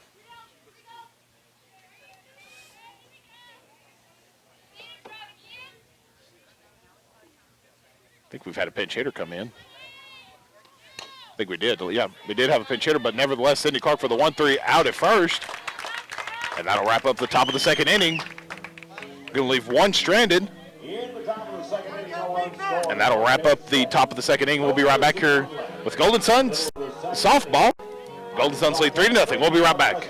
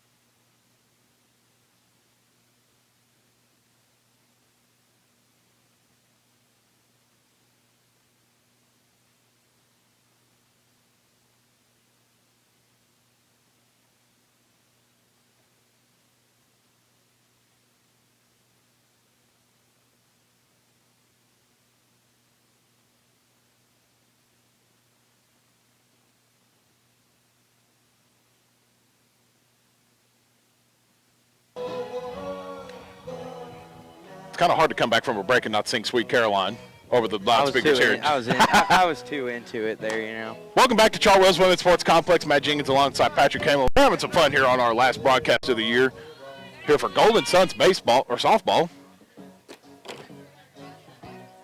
It's hot. My brain's fried. Whatever. We're in the shade now. We are in the shade, though. Golden Suns up 3-0 after a 3-run shot from Destiny Crumpley that came in the bottom of the first. Sydney Henson's going to be at the plate now. 345 batting average on the year. Strong hitting at the bottom of the order. I think that's crucial for the Golden Suns here. For sure, Sydney's another first pitch hitter here. Kind of a slap hitter, kind of like Alex Ettinger is. And it would be awesome to get that speed on the base paths and just kind of pad this lead even more.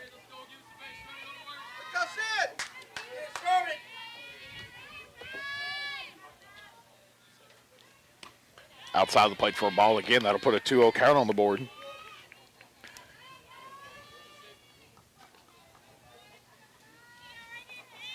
Ettinger and Coronado also due up here for Arkansas Tech.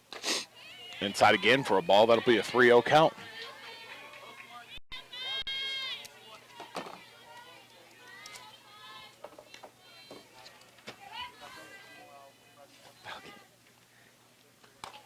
Called strike there. That'll be the first strike of the at-bat.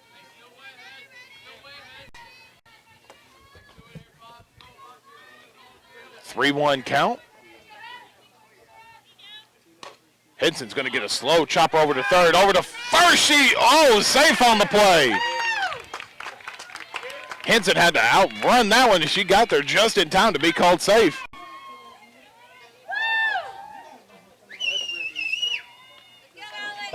Got to give credit, though, to Lacey Hudson. She had to stretch out to make that play and was able to do so, but unable to get the out. And Sydney Hitson's going to get on with a leadoff single.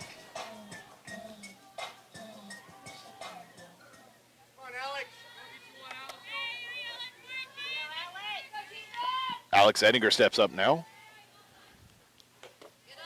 Singled at her last appearance at the plate.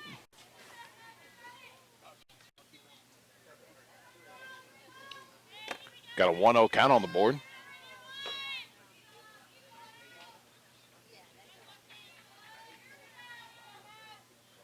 The 1-0 pitch. Ettinger holds Henson over to second. She'll be out at second.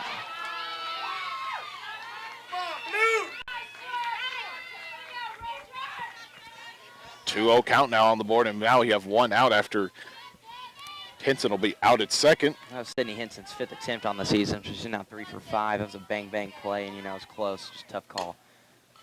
Ettinger's going to get a slow chopper over to shortstop, and she'll be safe at first. Gets away. Ettinger hustling over to second. And she'll be safe at second. Now going to third, and she'll be safe at third.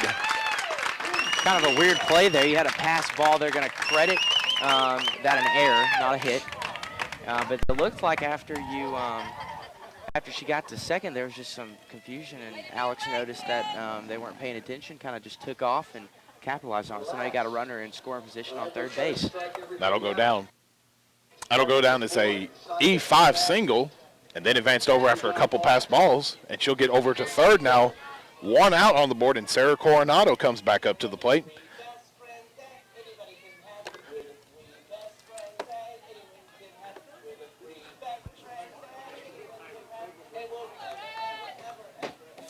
Got a runner at third now. Sarah Coronado at the plate. The shortstop, number 6, Sarah Coronado. And for Sarah, looking to get her, I believe this will be potentially her 21st RBI on the year. Call for a strike on the first pitch.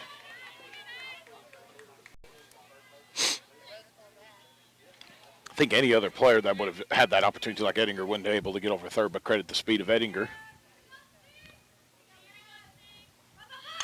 Coronado looking to bunt.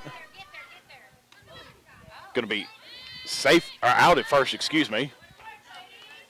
And a credit to I believe that was the first baseman making the play that was Lacey Hudson making the play, was able to throw Ettinger off, and she was not able to make the play at home, and she'll stay put at third. Now you got 2 outs, and Jalissa Gum stepping up to the plate. Player, number 10, Jalissa Gum.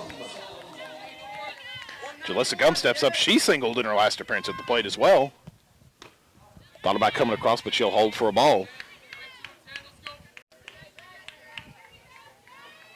Jalissa, junior, batting .393. Ball in the dirt. Ettinger's going to stay put at third.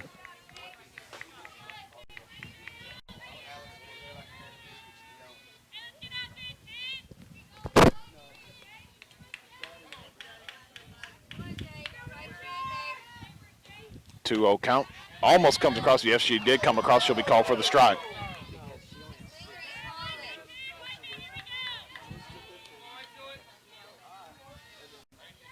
Got a 2-1 count on the board.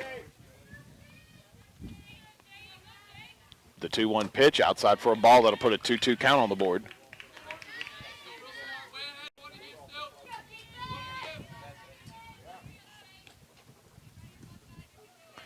A 3-1 count, 2 outs, runner at third, and Alex Ettinger at the 3-1 pitch.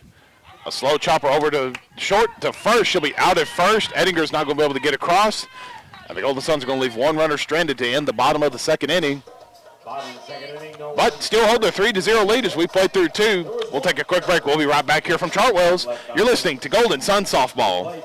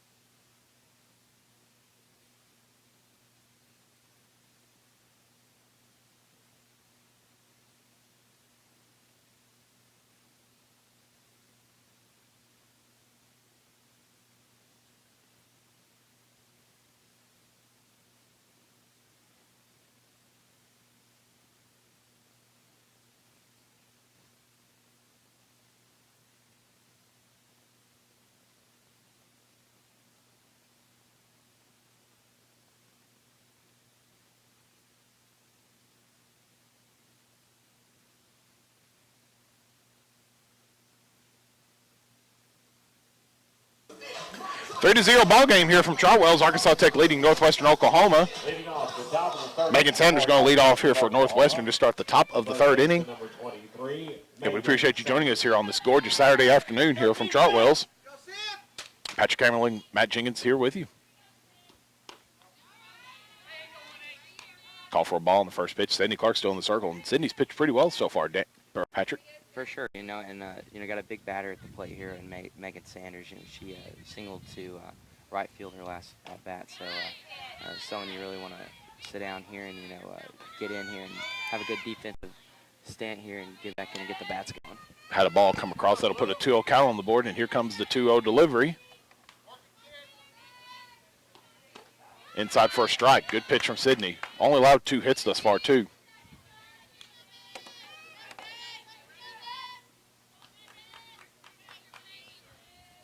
Two-one count. Low of the plate for a ball.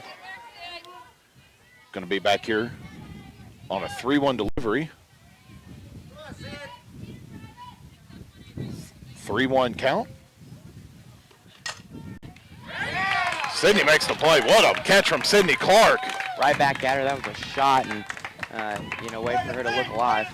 Now hitting the shortstop number And Sydney's 4. going to get credited with the unassisted out. Jordan Hay is going to come to the plate now. 0 for 1 on the day. She was out in right field in her last appearance, flew out to right field. Fouls that one off the net. Right back at us there. Jordan Hay, a big hitter, though, nonetheless. Also aggressive on the bases like we talked about earlier. She gets on 14 for 17 stolen base attempts this season. Look for her to get back on the base here. Call for the ball there. That'll put a 1-1 count.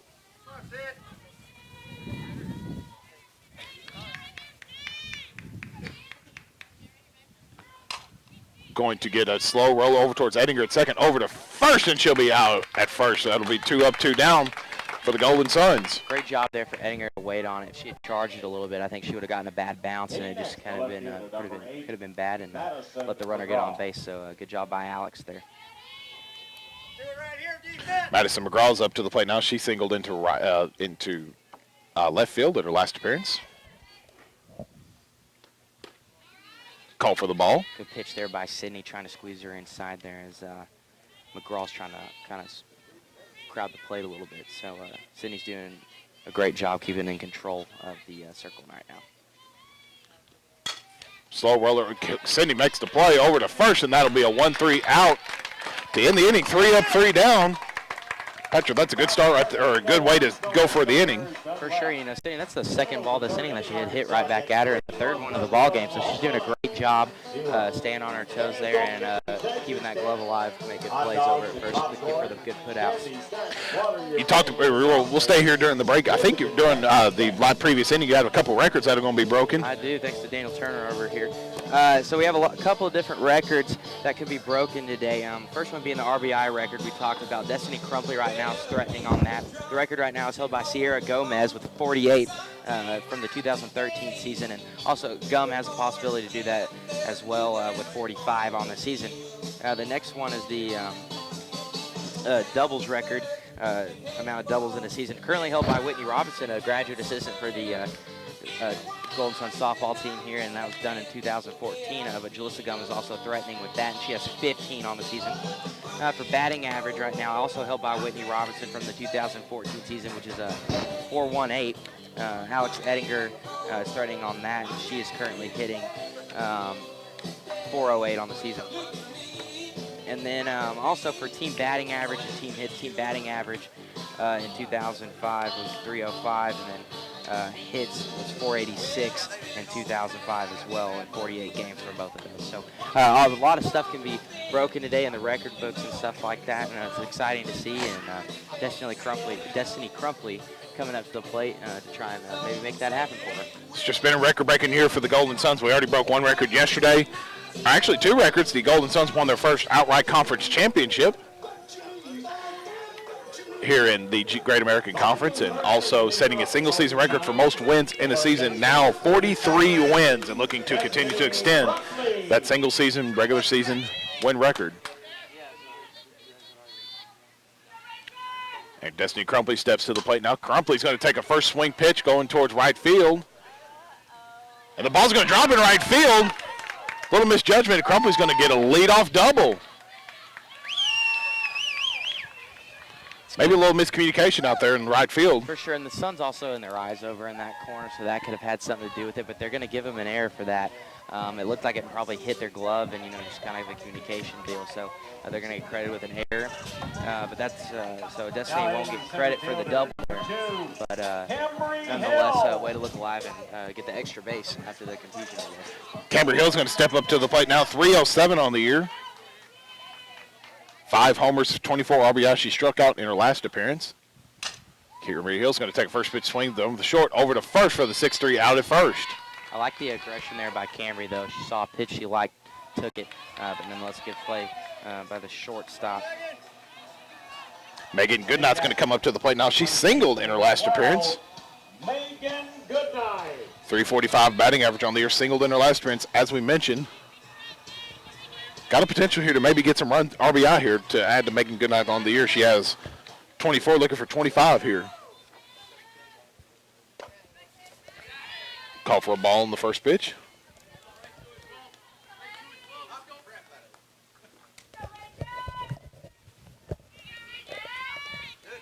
She'll step back in on a 1-0 count after the ball. Call for a ball again for a 2-0 count.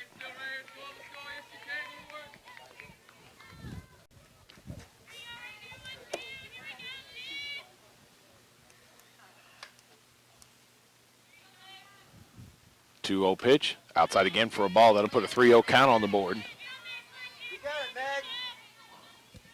Stay patient here if you're Megan. You want to wait for a pitch that's yours and, capitalize on it if you see it, nonetheless, whether it's 3-0 or not.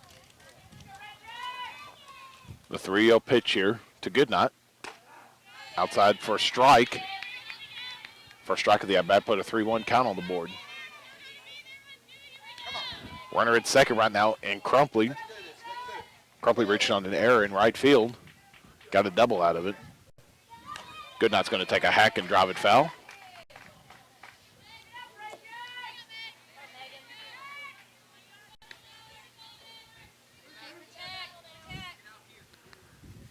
Full count, 3 balls and 2 strikes.